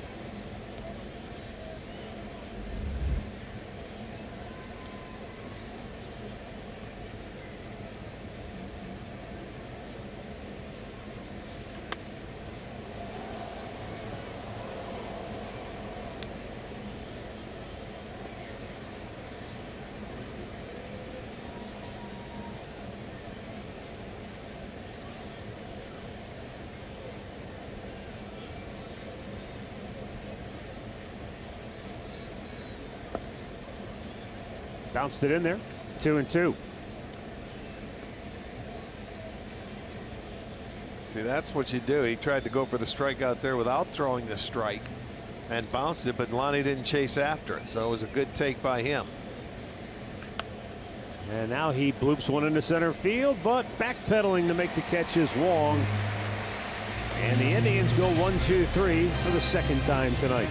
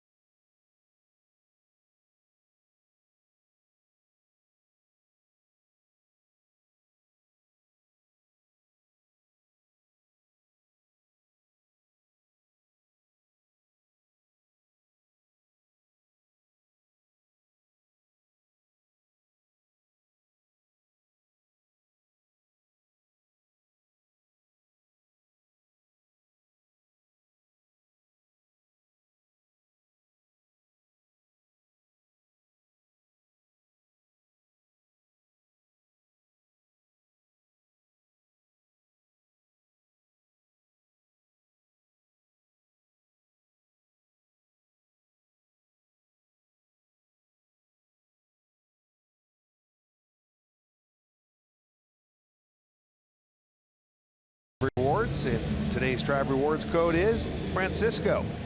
Visit Indians.com for complete details.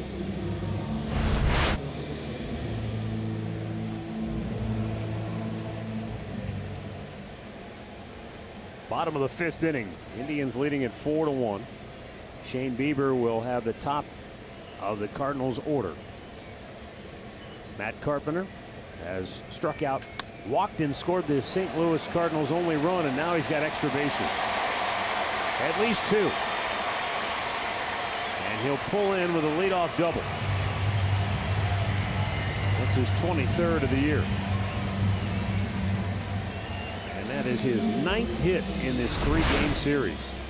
That plugs the gap. He just stayed on it. It looked like he was, you know, maybe staying back and looking for something off speed. And he plugs the gap in left center field. You mentioned his 23rd double. He's the one guy on this the team that's hitting doubles. Tommy Pham 0 for 2.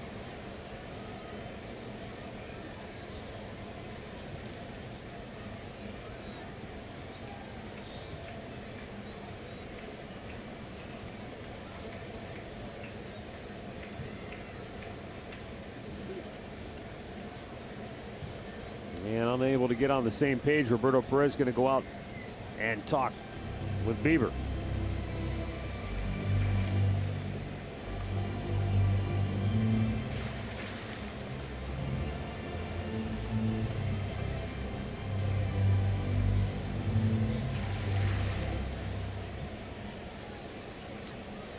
.46 of 65 pitches for strikes so far from Shane Bieber tonight.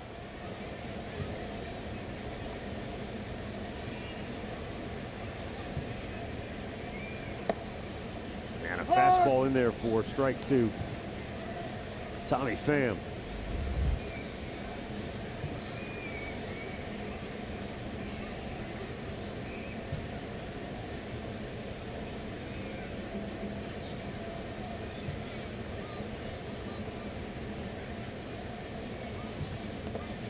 Good block by Roberto.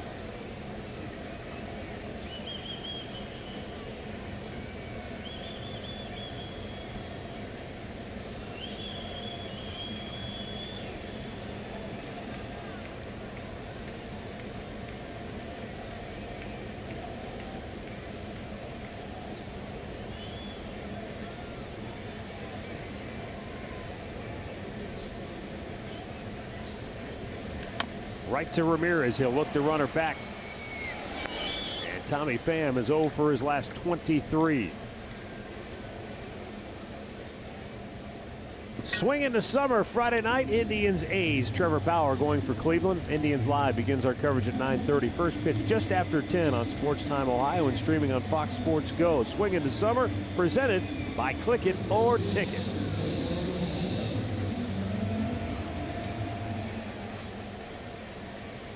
Up comes Jose Martinez.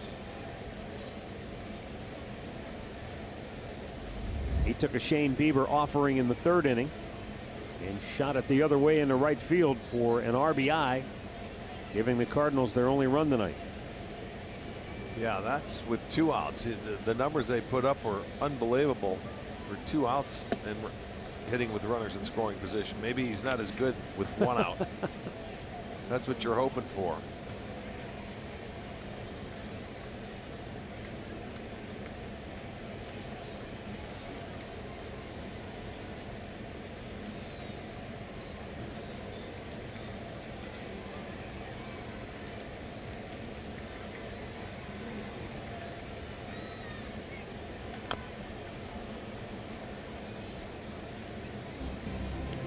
One ball, one strike. So far, nice tidy evening for him. That's 71 pitches. 49 have been strikes.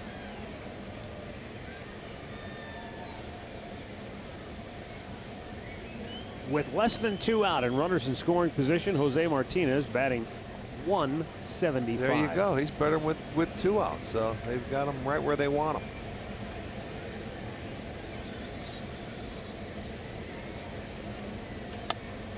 And that's down the line. Foul. If there were 2 outs, it would have been fair. Exactly. But that's the way he shot him. It looks like, and to me, that's good RBI guys, Matt. When they can go the other way and stay back on it, you know, they look off speed and, you know, they'll foul off fastballs, but that's a really good approach to stay on the baseball, because a lot of times you're going to get breaking balls, you know, away and off-speed pitches that they want you to try and roll over on. And if you can just handle a fastball, and that's the ball he hit to right field the last time. It was a fastball. It was elevated a little bit. Those are good RBI guys.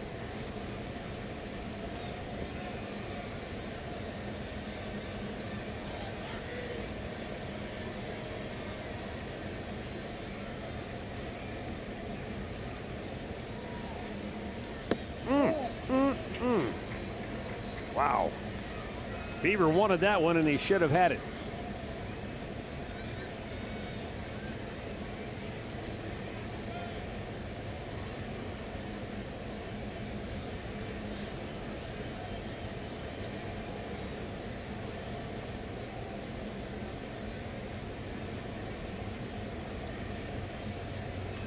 Oh my, what a good piece of hitting again.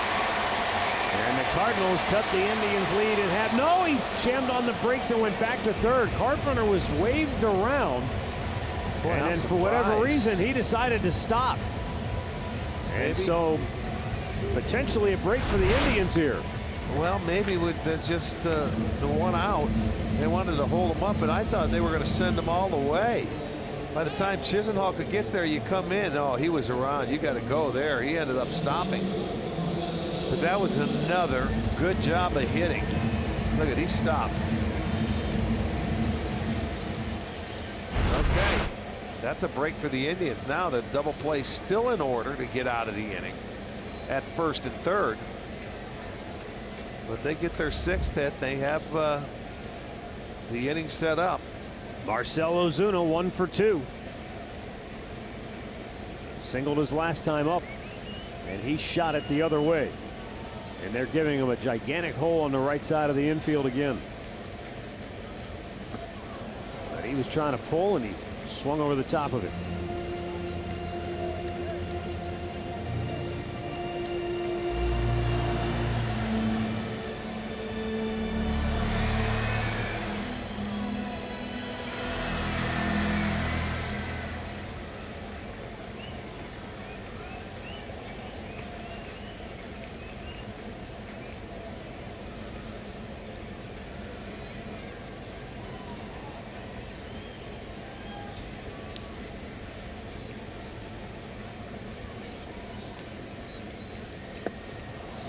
And the count now 0-2.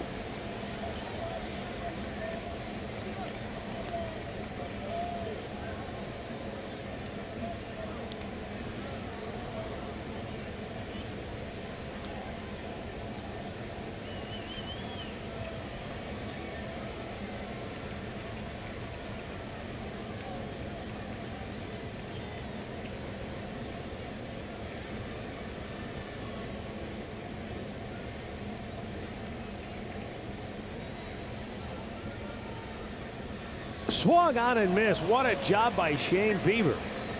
Well, they never gave in. Strikes out Ozuna. They just never gave in to him. They had him swinging at that breaking ball early, and he just stayed with it. 3 straight pitches. You're going to see slider, slider, slider. Started it out low. Okay, he's aggressive. He wants to drive him in. Stayed right there, and guess what? Let's try it one more time, and he gets the strikeout. A big second out here for Shane Bieber, his 5th strikeout. A nice sequence there. Perez just stayed right with it. He saw that he was chasing. Let him chase. But one more tough out to get here with 2 on. Yadier Molina. Now Molina was chasing that breaking ball. Yeah, he was in swing mode last time as well. And a ground ball right at Lindor ends the inning. Wow, Bieber with a terrific job to pitch around a couple of hits here in the 5th. And the Indians maintain a 4-1 lead.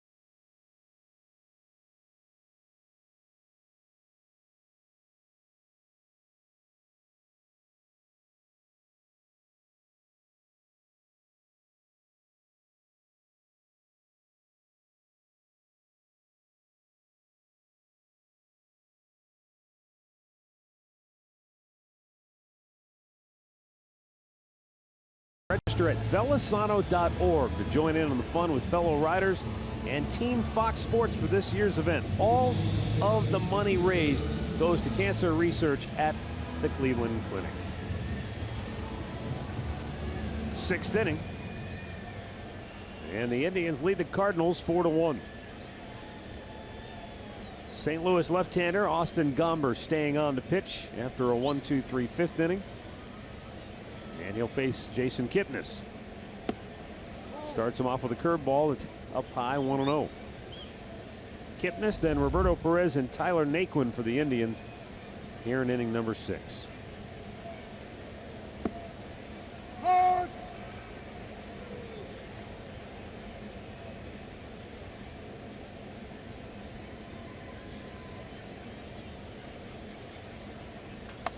Kipnis shoots one to left. It's going to fall in for a base hit. His 2nd hit of the night. Well, hit them where they ain't. That's exactly what he did. 2nd time tonight. Back-to-back singles. Off the end of the bat, you take them. He's barreled up plenty this year that have been caught. So there's your leadoff single.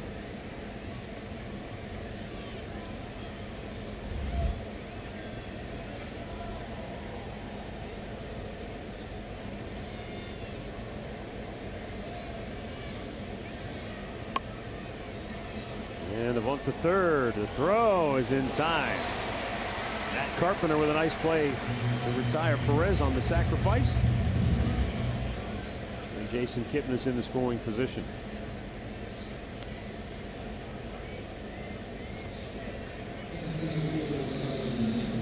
Well, you do move them into scoring position. You give yourself up, and now you've got the 8 and then the pitcher hitting. So with the lefty here, Naquin,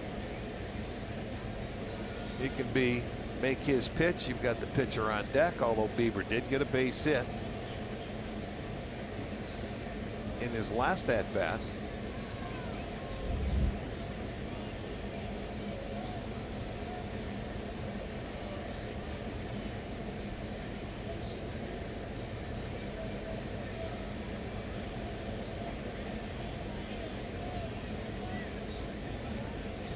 This is where you have to be disciplined. Okay, he throws that for a strike. You just spit on it early. Lefty-lefty matchup and pitcher on deck with first base open.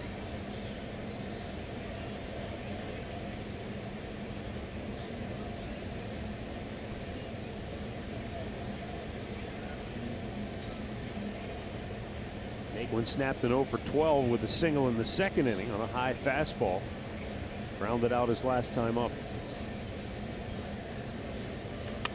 Look out over the top of the Indians dugout. Whew. I mean, that shot over there in a hurry. Terry Francona's He's going down to the bottom steps. of Gonna go put some catcher's gear on. Like, I'm getting out of the way. Yeah, put the catcher's gear on. He's going all the way to the other side of the dugout. I don't need a closer look at this one.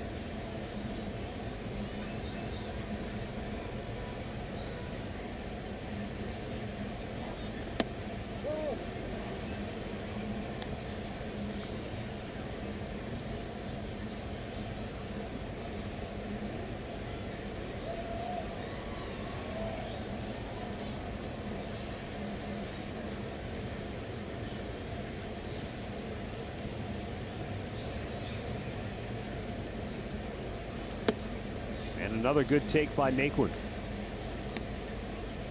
They're trying to attack him upstairs with fastballs, but he's been able to lay off.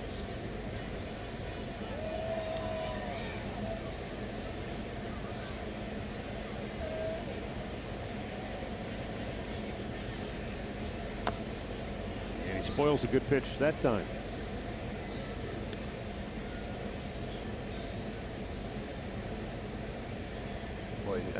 Not many guys would have been able to foul that pitch off. He's one because he, for some reason, he likes that ball down.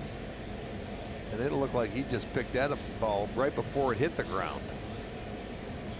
But got a piece to stay alive and live for another pitch.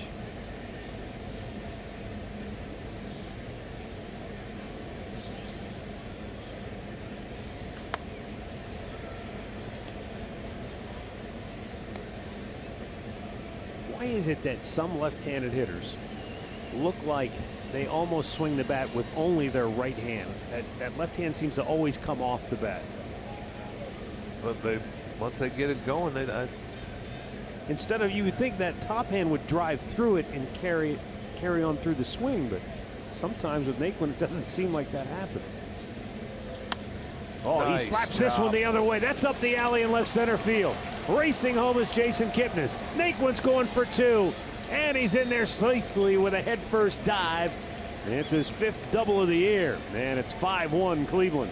that was a good at bat by Tyler Naquin. Boy, he stayed on it, hit a good pitch, and hustled his way into second base and drive in that run. So the sacrifice pays dividends there. It's another curveball that it was up a little bit, but for him, that's his wheelhouse. Pham going to his right, and he makes the throw in, and Naquin hustles into second base. Good at bat, 5th double. Give the Indians their 5th run on the board. Now Shane Bieber, who doubled his last time up, takes a low fastball for a strike. That may be the last fastball he sees.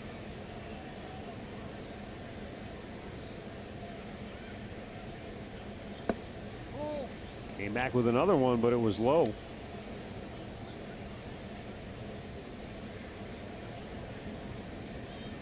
What is it with the Indians young pitchers coming up here getting an opportunity in interleague play? You get Plutko that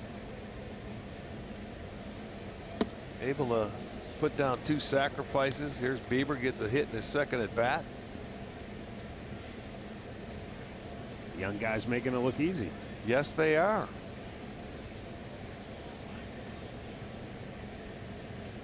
And Gomber's low fastball, thought it was a strike. And it looked like Larry Vanover started to flinch a little bit. Hawkeye Bieber. Look at that. That's down.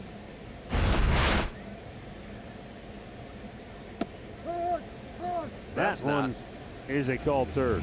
2 down. Yeah, after you take one that close, you better be swinging the next pitch. But watch the swing he puts on that fastball for his first major league hit, and it's a double. Not a single, a double. And he had to go in and he even slides to get that uniform dirty. Beautiful. And Bart Swain says the last Indians pitcher to double in a game was Jake Westbrook back in '06. Okay. Lindor, first ball swinging, pops one, foul ground. Dexter Fowler runs it down. Indians get a run here in the 6th, and their lead is 5-1.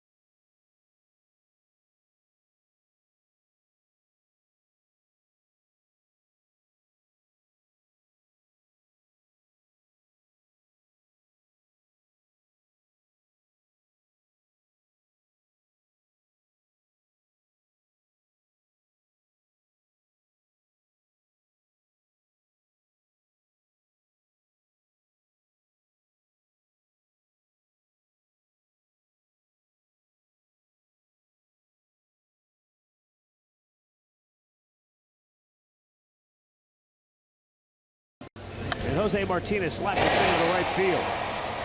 Matt Carpenter came around third and then jammed on the brakes. And that proved costly because Bieber would strike out Marcell Ozuna. And he got Yadier Molina to ground out, and the Cardinals stranded a pair in the 5th. Absolutely a big play in that inning. And then the Indians come back and score a run, so makes it hurt even more. 5-1 Cleveland. And Greg Garcia leads off the bottom of the 6th for St. Louis and fouls a pitch back.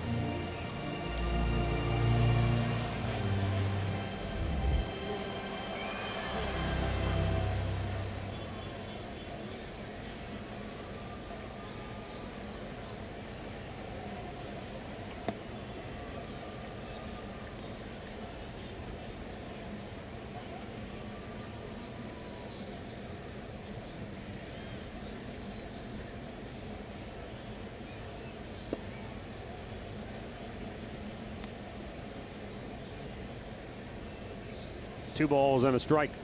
They count on Garcia, who singled in the 2nd inning, fly to left in the 4th. He's trying to go the other way. And he shoots it foul that way. The first time when he got his base hit, he didn't hit it hard enough, you know, and it sort of, you know, had a little tail where it fell in. The second one, he got a little air underneath it. If you're a left-handed hitter trying to go that way, you got to try and hit line drives and stay on the baseball. and not pop it up, because you can't drive it that far.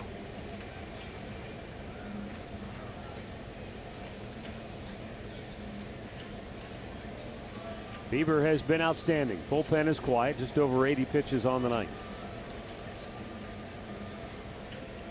And the 2-2 is hit the center all day long. Tyler Naquin will make the catch, one away. Well, Tribetown MVPs presented by Cleveland Clinic Children's is the official kids fan club of the Cleveland Indians, designed for kids ages 6 to 14. Memberships are $20 and include invitations to exclusive events and great Tribe gear. Just visit Indians.com for more information.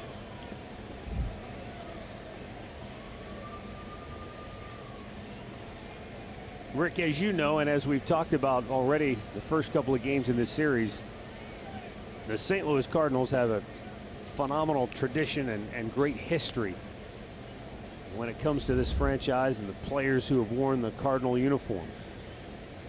But there are some in St. Louis who still lament the one that got away. And for that, you go back to 1942 when Joe Garagiola and Red Schoendienst and Joe's best friend, his next door neighbor, Yogi Berra, went to a Cardinals tryout. And Branch Rickey was the Cardinals general manager at the time. He gave Schoendienst a little signing bonus. He gave Garagiola a $500 signing bonus. And he told Yogi Berra to go home. And they lived on the same street, didn't they, Yogi and right Joe across the street from each other. Yeah. And Yogi wanted to play for the Cardinals or the Browns. He grew up in St. Louis. He wanted to play here in St. Louis, but neither team offered him any money. And there are some who say that the story goes that Branch Rickey knew he was leaving the Cardinals to go take over the Brooklyn Dodgers, and that he didn't want anybody to know about Yogi Berra, and that by the time he got to Brooklyn, then he would sign Berra to come and play for the Dodgers.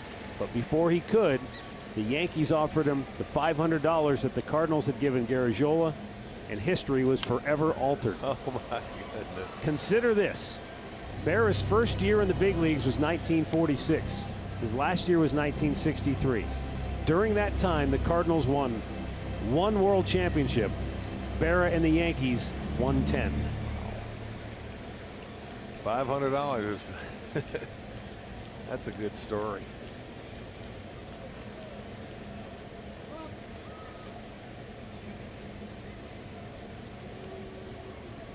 Berra was a three-time MVP. He didn't do it by himself, obviously, in New York. There were great players around him. Right. But Cardinal fans wonder what could have been. And the reason I bring that story up is because as great as this franchise has been,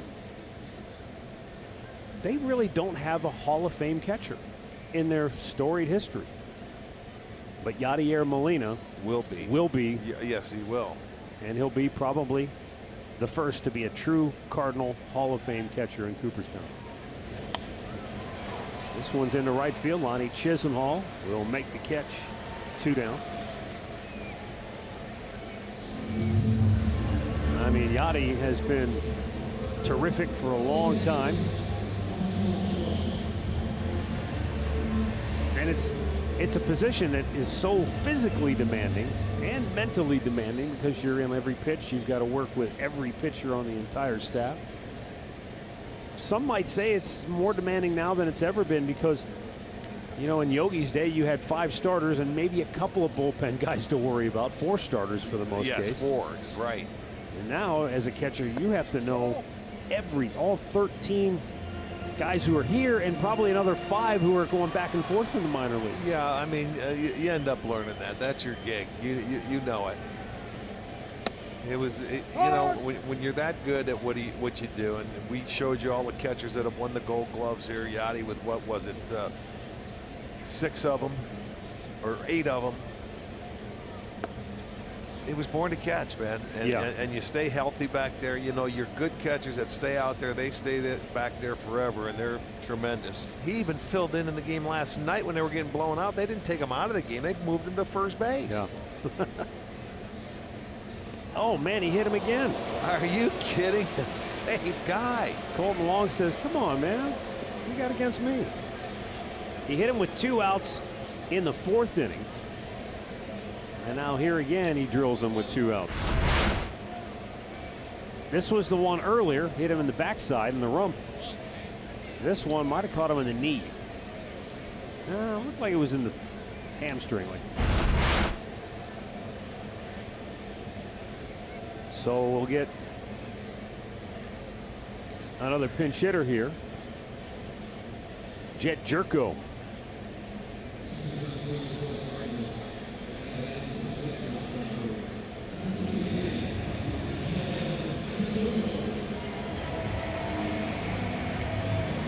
Oliver Perez up in the Cleveland bullpen.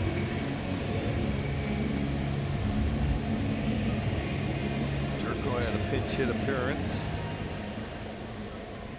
Pretty good bet this will be it for Bieber tonight.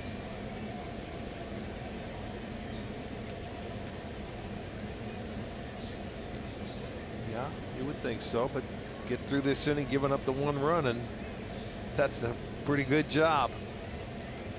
Jerko's 2 for 11 as a pinch hitter and takes ball 1 up high. 95 pitches in, 66 of those strikes for Bieber.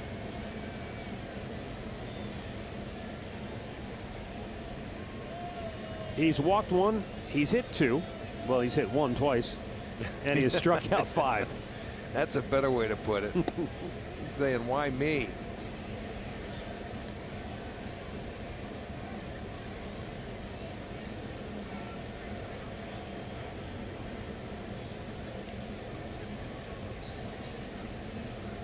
Well, dig down. It's hot. It's been hot. He's been having to hit, run the bases, dig deep. This is going to be your last hitter, and he's down in the count 2-0.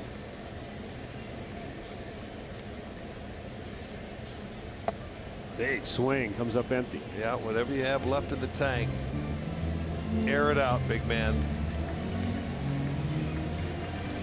But I got to tell you, this kid again, Matt, comes out, throws strikes, makes you put it in play, keeps it down, changes speeds nicely, keeps you in the ball game.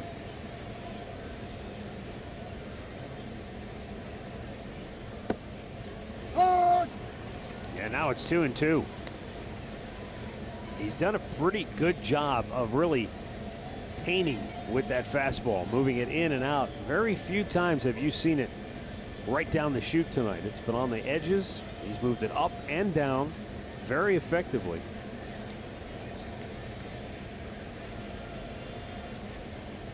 And the 2-2 breaking ball is popped in the air to right field. Kipnis going out. Got the job done. Makes the catch.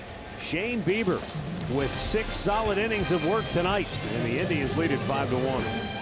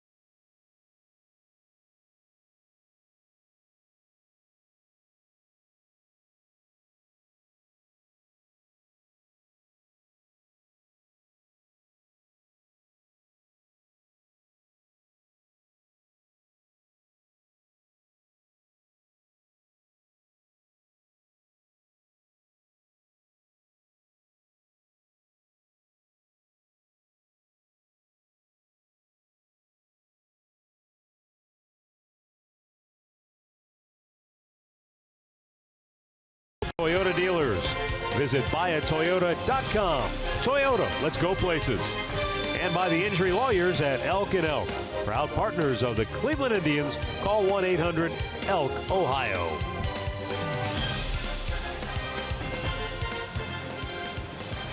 Beautiful night here in St. Louis. A little warm, 90 degrees at game time, and the humidity is what really jumps out at you. It's what you would call thick. Well, this is the first day we've been around with no rain, which is something very nice. Sam Tuivailala comes on to pitch here in the 7th for St. Louis after Austin Gomber went 2 innings and allowed a run on 2 hits.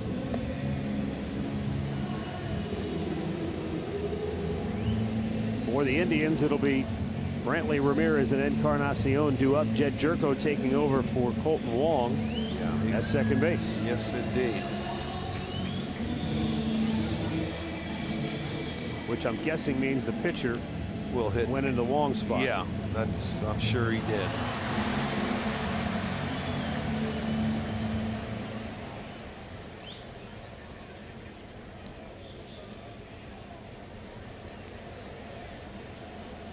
Great job, though, tonight by Shane Bieber. Yeah, I saw the handshakes as he walked off the field and came into the dugout. You're right.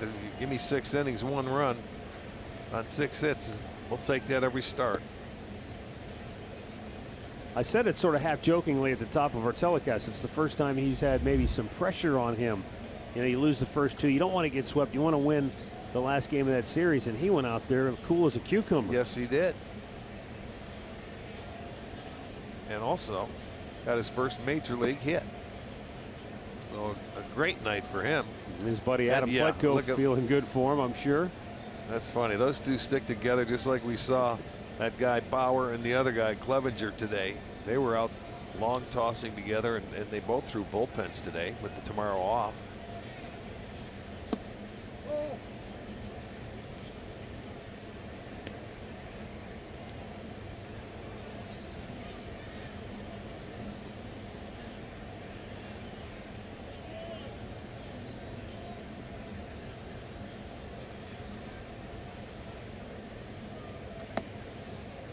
And there's a strike to Michael Brantley. It's 3-1.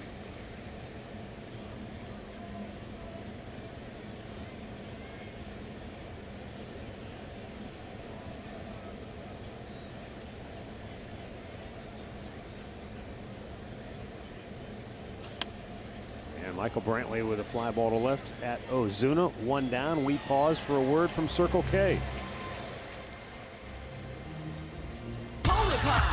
Polar Pop Cup, just 79 cents every day, only at Circle K. Jose Ramirez steps in. 0 for 3 on the night. Just 1 for 10 in the series. Cardinals have pitched him tough.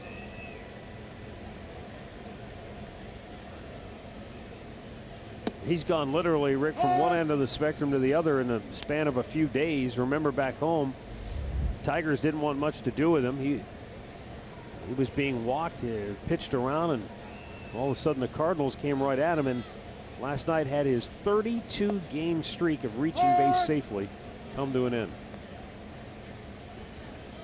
Well, they haven't given him a lot of fastballs to hit.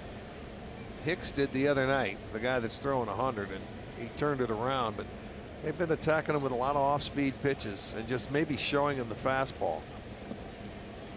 And that's that guy behind the plate that's you know, manipulating the game.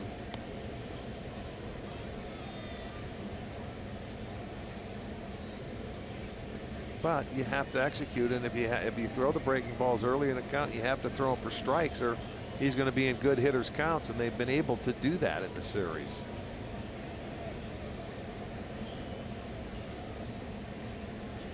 Way outside.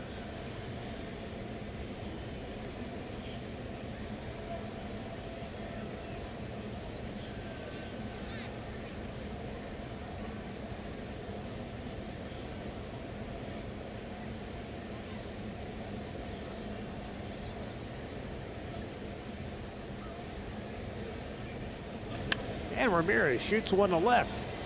And Ozuna That ball must have been in the lights because it was. He did a little Texas two-step around that catch. Yes. What you do when you're coming in, you're running into the lights. You run it in there, and you can see, watch. Oops, let me catch it off to the side. This is his home ballpark, but once it gets in there, you got to be careful. 2 down now for Edwin Encarnacion. His home run got the Indians on the board first back in the second inning. His 19th of the year. He was shooting for number 20, but couldn't quite catch up to that 96-mile-an-hour fastball, top of the strike zone.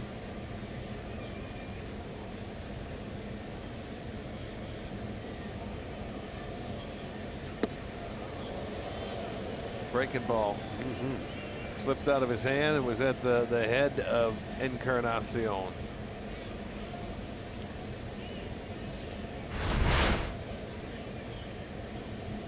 Slips, you just get out of the way. Elevator to the bottom, please.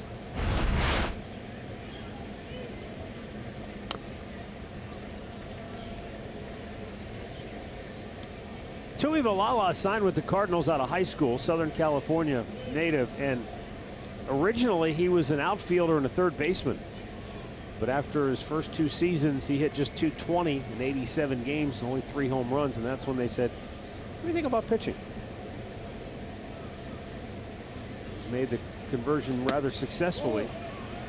Yeah, not an easy thing to do. And hey, I mean, think about what a blessing that is to be a player to where you get called in and they don't tell you, hit the bricks, pal. They tell you, we'd like you to change position. That's like getting a second life. Most guys don't get that opportunity. They just get the pink slip. One-way bus ticket back home. Unless you're blessed with a good arm. Ground ball right at the shortstop. Hard hit, but Garcia stayed with it. And the Indians go in order. Stretch time in St. Louis. It's the Indians 5 and the Cardinals 1.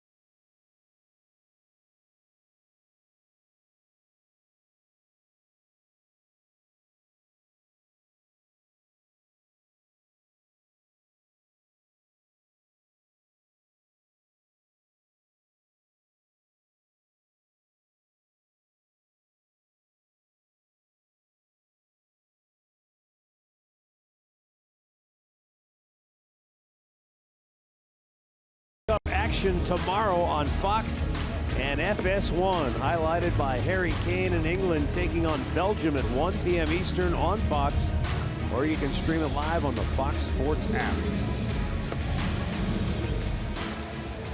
Neil Ramirez coming on to pitch for the Indians.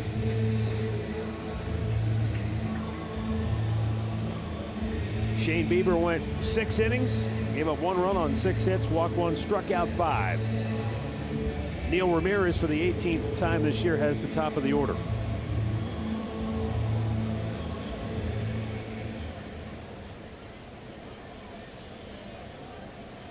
Matt Carpenter doubled in the 5th. He walked and scored in the 3rd.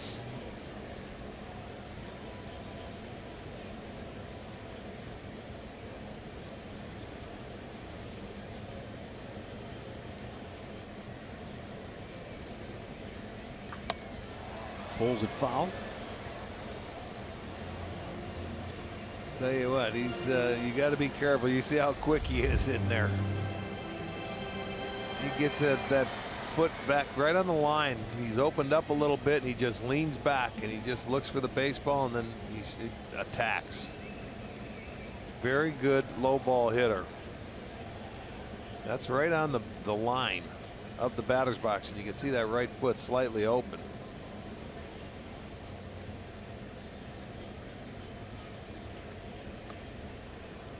In the last 13 games that Neil Ramirez has pitched for the Indians, he has struck out a dozen batters in 11 2/3 innings of work, and he's given up just 5 hits, all 5 singles. Yeah, he's settled in nicely.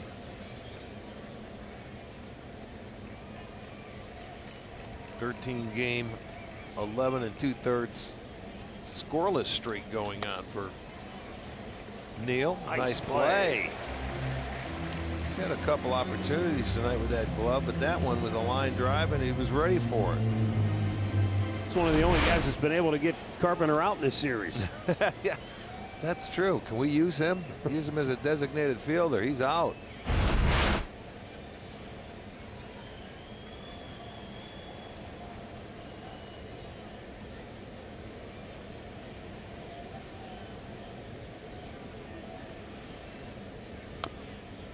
Carpenter able to spoil that one, and it stays 1-2.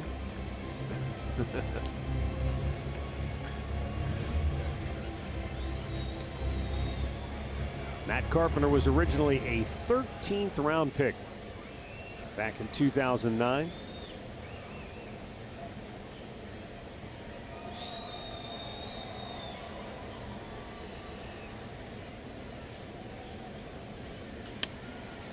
Tries to muscle it into center field, and sliding to make the catch, Tyler Naquin.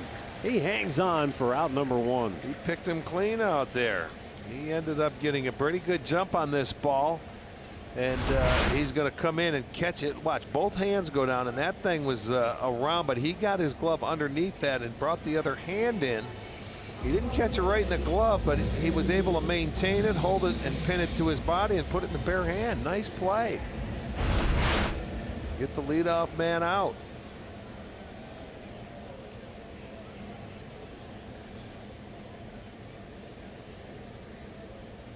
Now Tommy Pham.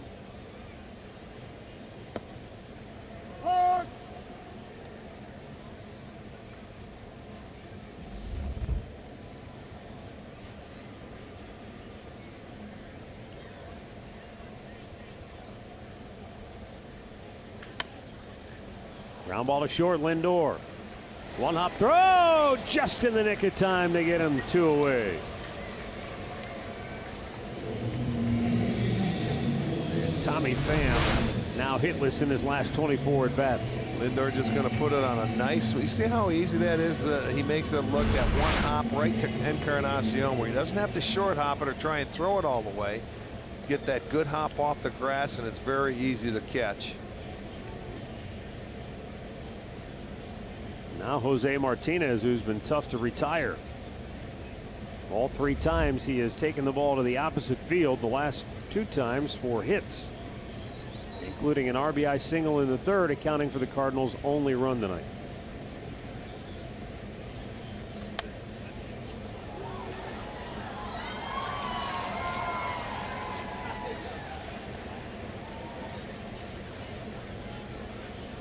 Martinez looking for his 11th 3-hit game of the year.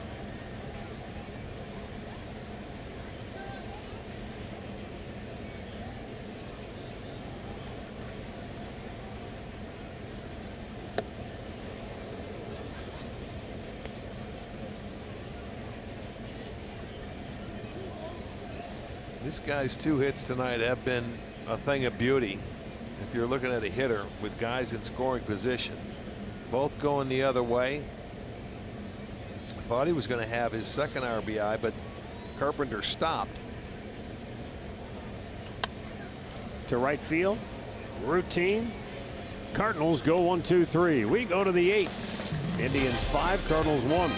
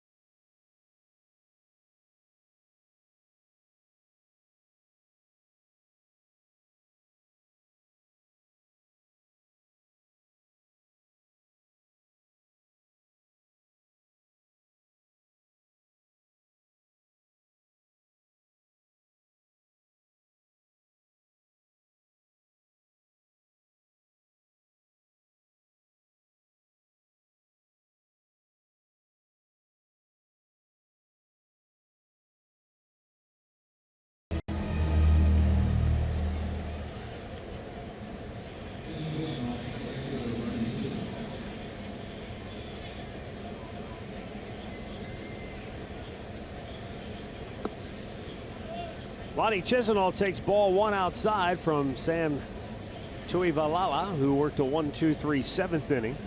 Chisenhall, then Jason Kipnis and Roberto Perez here in the 8th.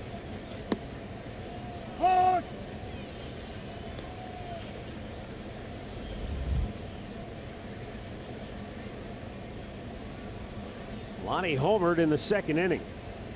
Picked up an RBI and a fielder's choice in the 3rd. The back-to-back homers in the 2nd inning.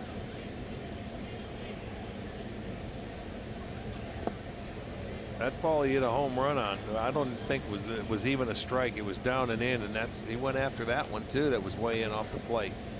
But he hit that ball. He dug it out and got it over the right field fence for his first homer.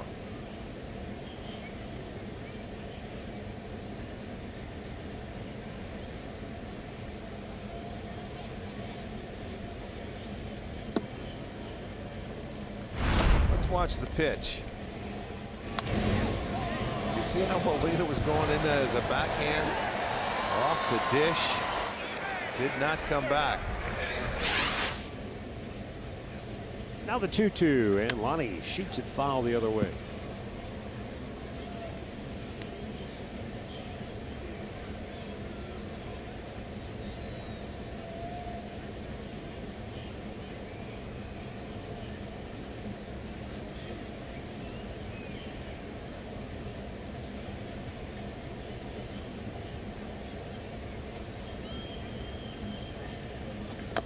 Taps it right back to the mound. And the flip, 1 away. Recapping the storylines tonight, brought to you by your Ford dealers. Jack Flaherty of the Cardinals went 4 innings, gave up 4 runs on 6 hits. His previous 3 starts, he'd been almost untouchable. And Matt Carpenter, much the same in this series. Indians held him to 1 hit, but he did score their only run.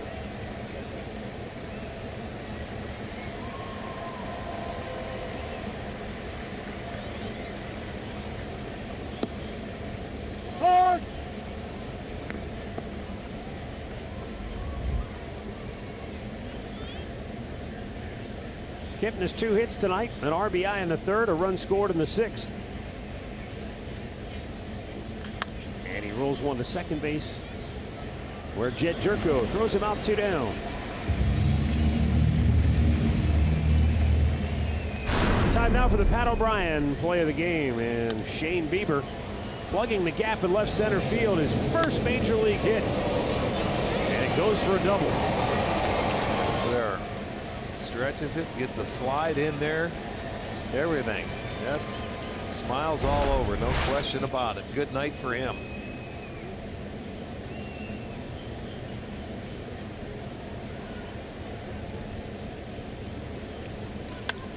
Roberto Perez with a fly ball to center field, and the Indians go 1-2-3. Sam, oh, he drops the ball.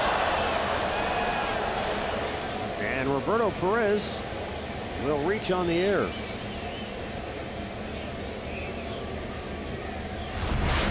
I took my eye off of it, And that's maybe, just routine. maybe he Goes did right too. into I the don't glove. know. Yeah, well, it's right in the glove. And see, it hits and just pops out. That's a rarity. You rarely see that.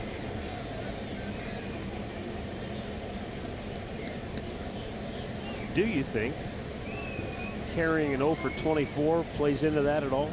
Nah, that's routine play. That's just either lack of concentration. I can't think of anything else to say. That's automatic. You can catch that with your eyes closed. And as for Ramirez, it's coming out on deck, the pitcher. Not that it makes a big deal, but I'm just going to have to say lack of concentration. Hit him right there in the pocket.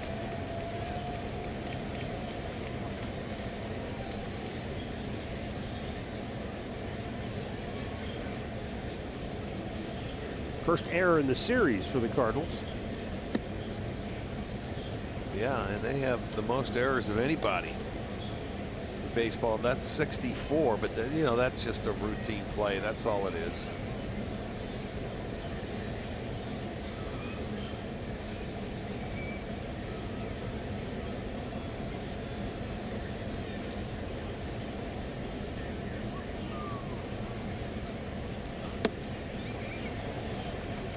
1-2 the count on Tyler Naquin. A key RBI double in the 6th. Got the Indians that 5th run.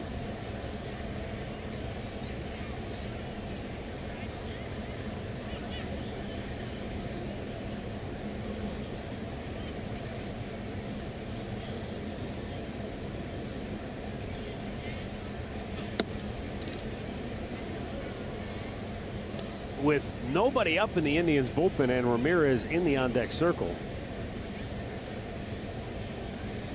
it would appear that Neil Ramirez is going to pitch 2 innings tonight, or at least. Yeah, with tomorrow off, I figured that because you still have the right-handed part of that lineup coming up. I suppose potentially if, say, they get the leadoff man aboard, he could get Cody Allen up and maybe combo it that way.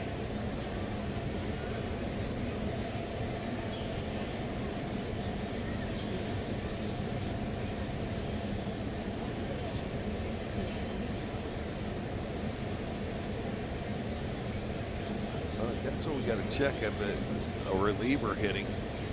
Hey, Andre, are you on down there? These guys have their own bats or batting gloves, or are they borrowing? For the most part, they do, but they're borrowing. But Tito didn't want any of them hitting, so Exactly. I would think Neil's just going to sit here and watch if he does get up. But he does have his own helmet, I believe. It's got his number on the back of it. Okay. But I'm 90% sure none of the relievers were allowed to hit leading up to this. Roberto Perez is off, and Tyler Naquin draws the walk. He's getting an opportunity here. So the error is just costing Tui Villela some pitches. Now Mike Maddox going to go out and have a chat with Tui Villela. You know, he's just going to give him a pat on the back. All right, come on, let's go. Pick it up. Got the pitcher hitting.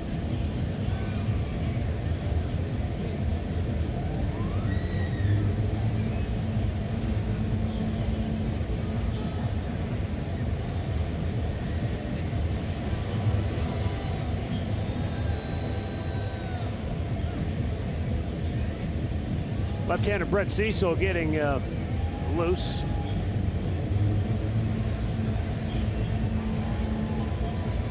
Neil Ramirez has 1 career at bat.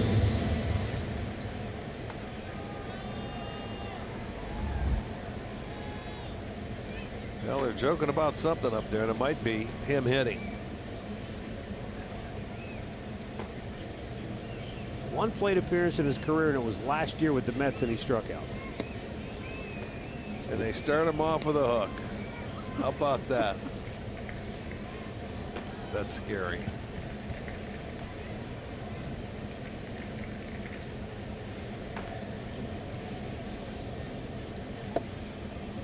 He missed again, 2-0.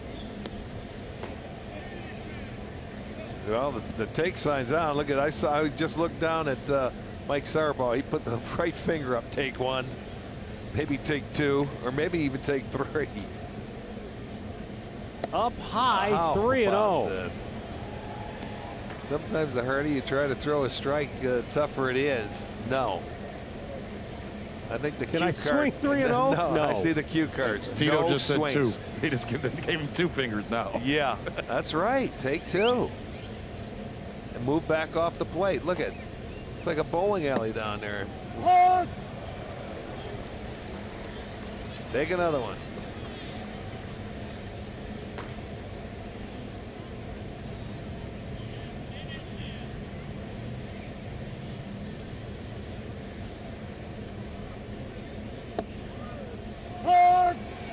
Okay, now you're on your own.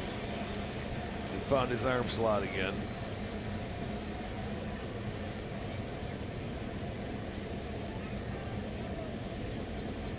And the 3-2, the runners go. Strike 3, inning over. Bottom of the 8th coming up, 5-1 Cleveland.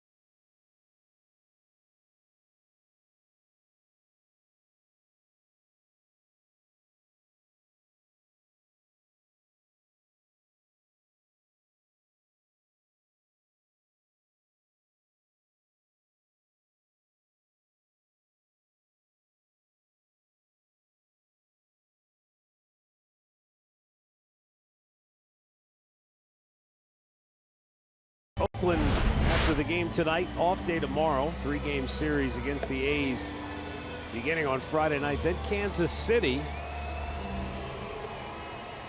through the 4th of July, and then the Indians will return home for a long homestand going into the All-Star break. They will host the A's, the Reds, and then the New York Yankees. Yeah, and then the All-Star break, and 3 in Texas and right back home.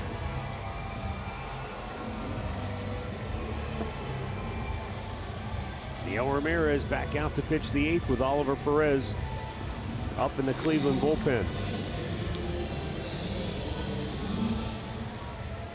For the Cardinals, 4, 5, and 6 due up Marcell Ozuna, Yadier Molina, and Greg Garcia.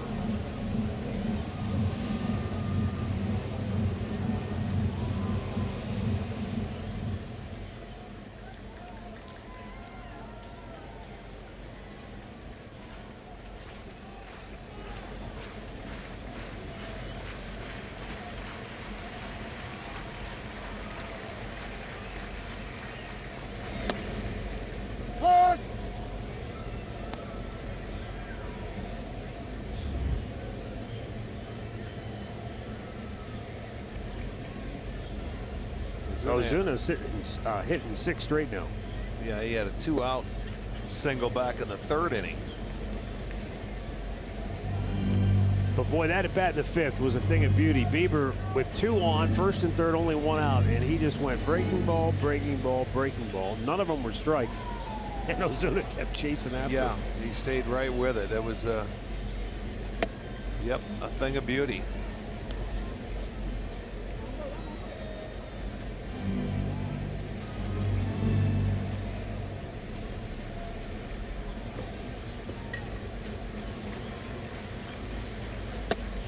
He's out looking. Neil Ramirez gets his first strikeout, 1 down on the 8th.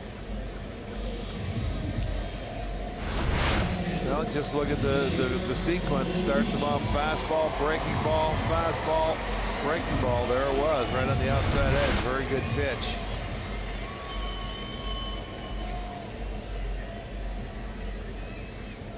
Yadier Molina 1 for 3 on the night.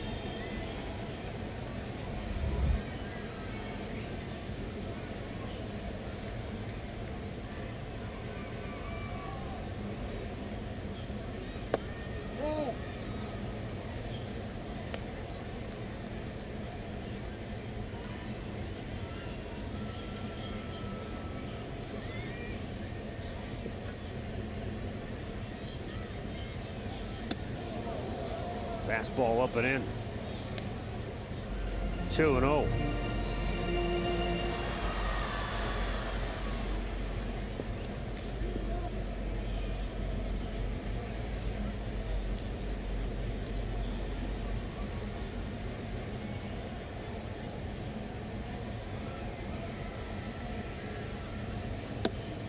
Chased a high fastball.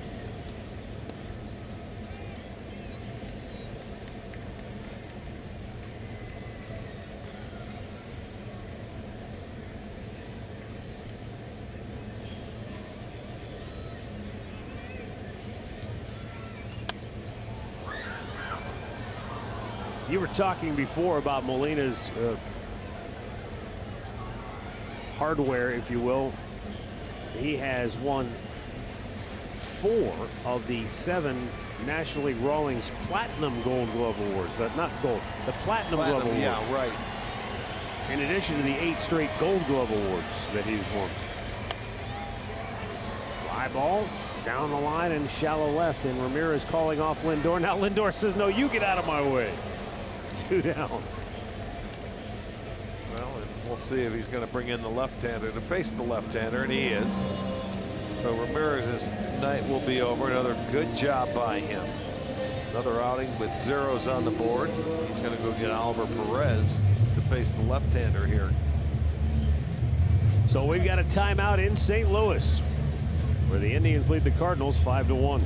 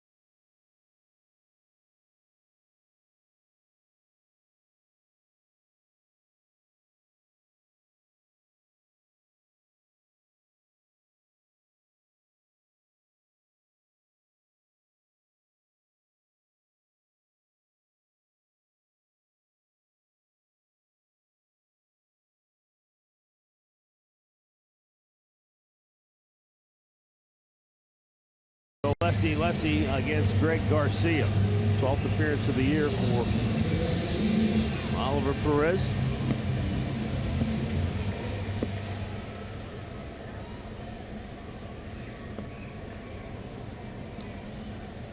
Worked a scoreless inning of relief last night.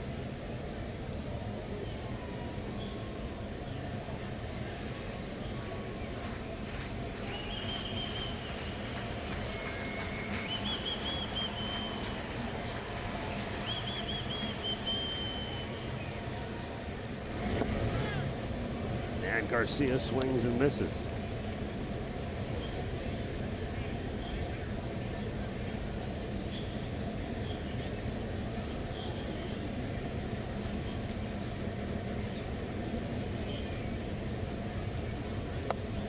Fastball in there for a strike. Right-handed hitters this year are 1 for 15 against Oliver Perez. Lefties 3 for 17.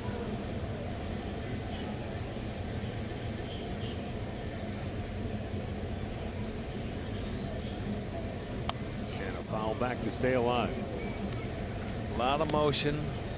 He left that one up and gave him a chance after the 0-2 count. But he'll turn his back to you. He'll throw to different arm angles.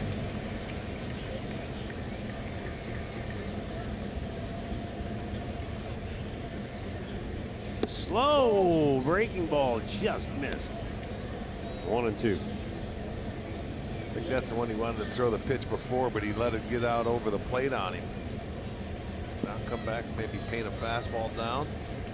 Swung on and missed. He struck him out to end the inning. 8 complete from St. Louis. 5-1 Cleveland.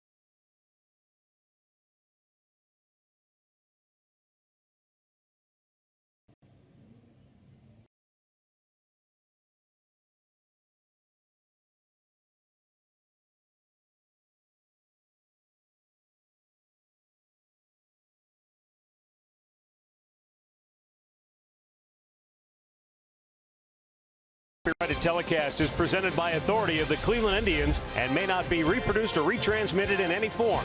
And the accounts and descriptions of this game may not be disseminated without the express written consent of the Cleveland Indians. Don't you just want to sing that jingle? Yeah. 5-1 Indians on top, 9th inning now. John Brebbia coming on to pitch for the Cardinals. He's got the top of the order to deal with: Lindor, Brantley, and Ramirez.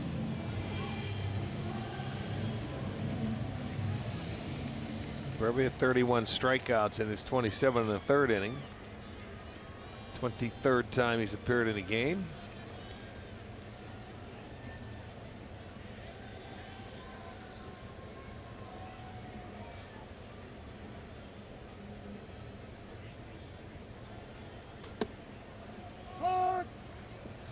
Lindor 0 for 3 tonight, just 1 for 11 in the series, but he did walk and came around to score in the 3rd inning.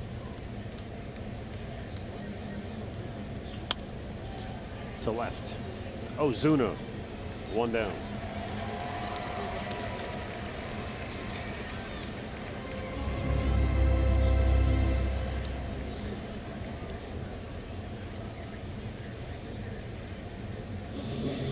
Going to bring up Michael Brantley. As Cody Allen grabs a glove and a baseball and begins to loosen in the Cleveland bullpen. Brantley 1 for 4, doubled and scored in the 3rd. And he lifts one to left field. Ozuna. 2 down.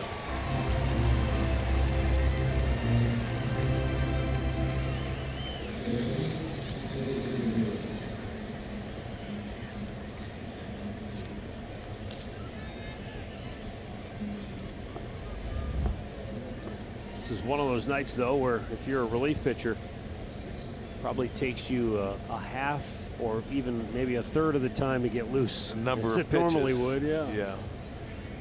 You stand up and you're like, yeah, I'm good. Yeah, the humidity and the heat here, and it's like Texas, you know, doesn't take you long to get loose. You stretch a little bit, you say, okay, I'm ready.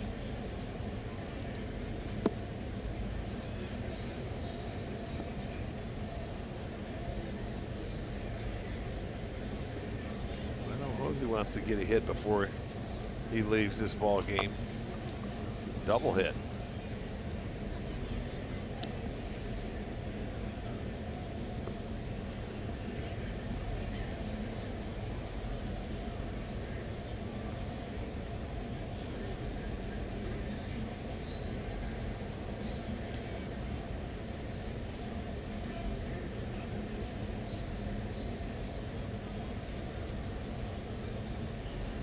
And the 1-2.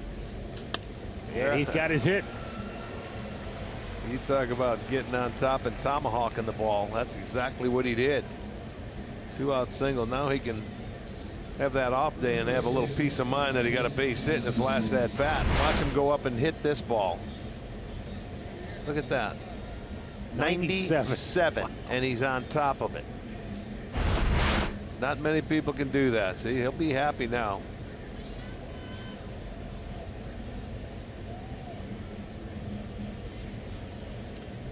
Edwin Encarnacion homered in the 2nd, fly to deep left in the 5th, grounded out his last time up.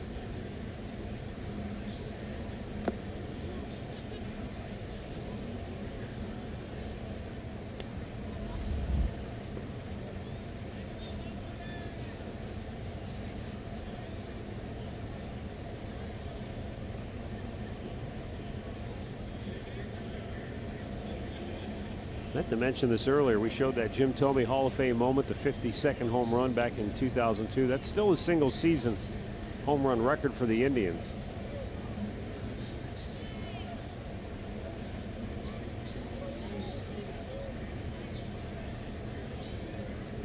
And the most home runs anyone has hit since then was Travis Hafner back in 06 when he hit 42. And you're looking at Jose Ramirez, who you could say is on pace to hit 46 maybe. Well, yeah, he's sitting right there at 23. So yeah, a couple more games, and I think it's either Saturday or Sunday we'll be at the official halfway point.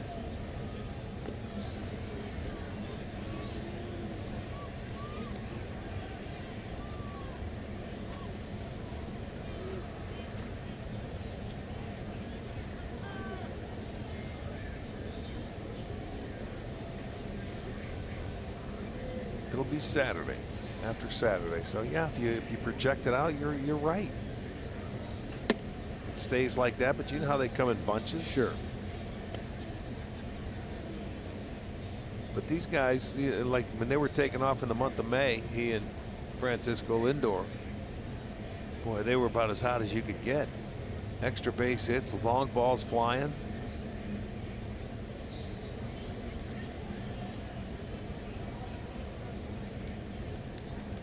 Ramirez takes off, and Molina can't even get the ball out of his glove to throw him out. It's his 13th stolen base of the year.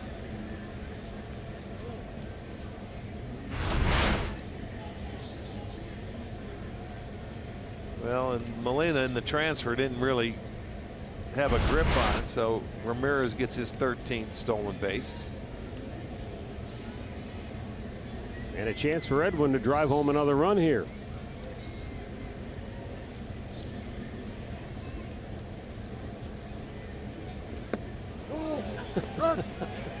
Edwin asks for the appeal, and the first base umpire rings him up.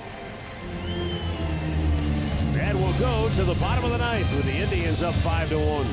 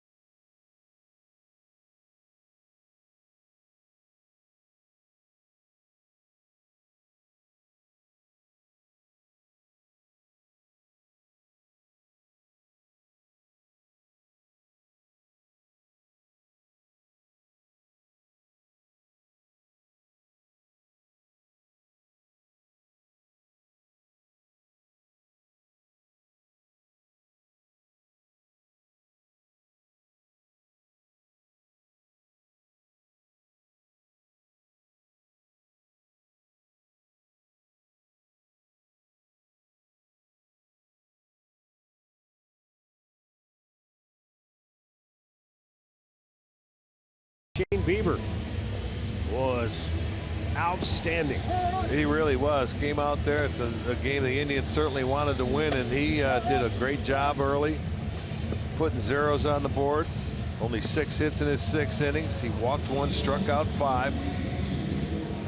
.96 ERA in his last 3 starts. 18 2/3 innings, 3 walks. He's done a wonderful job.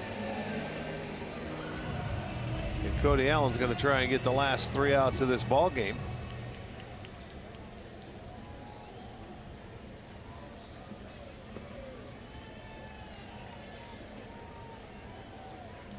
I will say this was a great series as far as St. Louis. They drew 40,000 every single night here.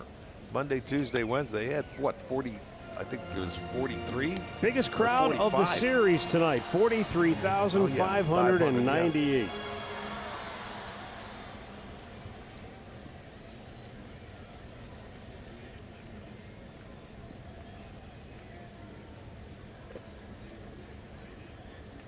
Dexter Fowler pops one to center. And he'll finish 0 for 4. 1 down.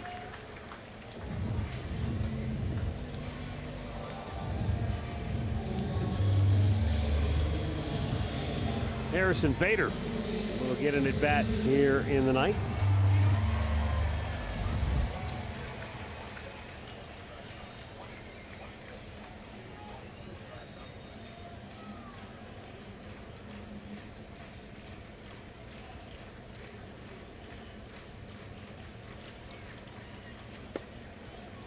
If you are the Cardinals head of player development or working in player development, you have to feel pretty good about the fact that at the end of last season, your minor league player of the year was Harrison Bader. Your minor league pitcher of the year was Jack Flaherty.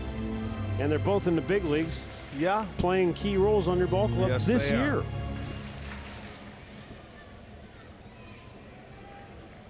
Always nice to see, yes, the youth come up from the minor league system. Bader quickly erased by Cody Allen.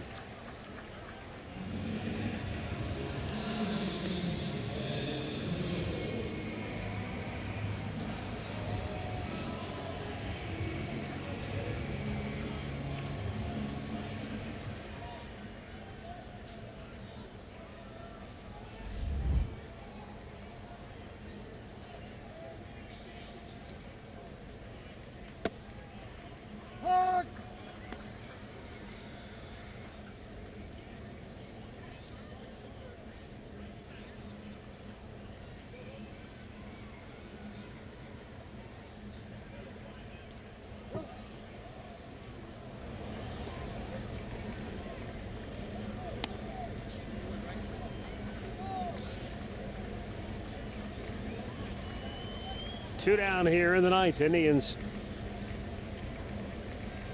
1 strike away from getting back in the win column. Cody Allen deals, and it's up high.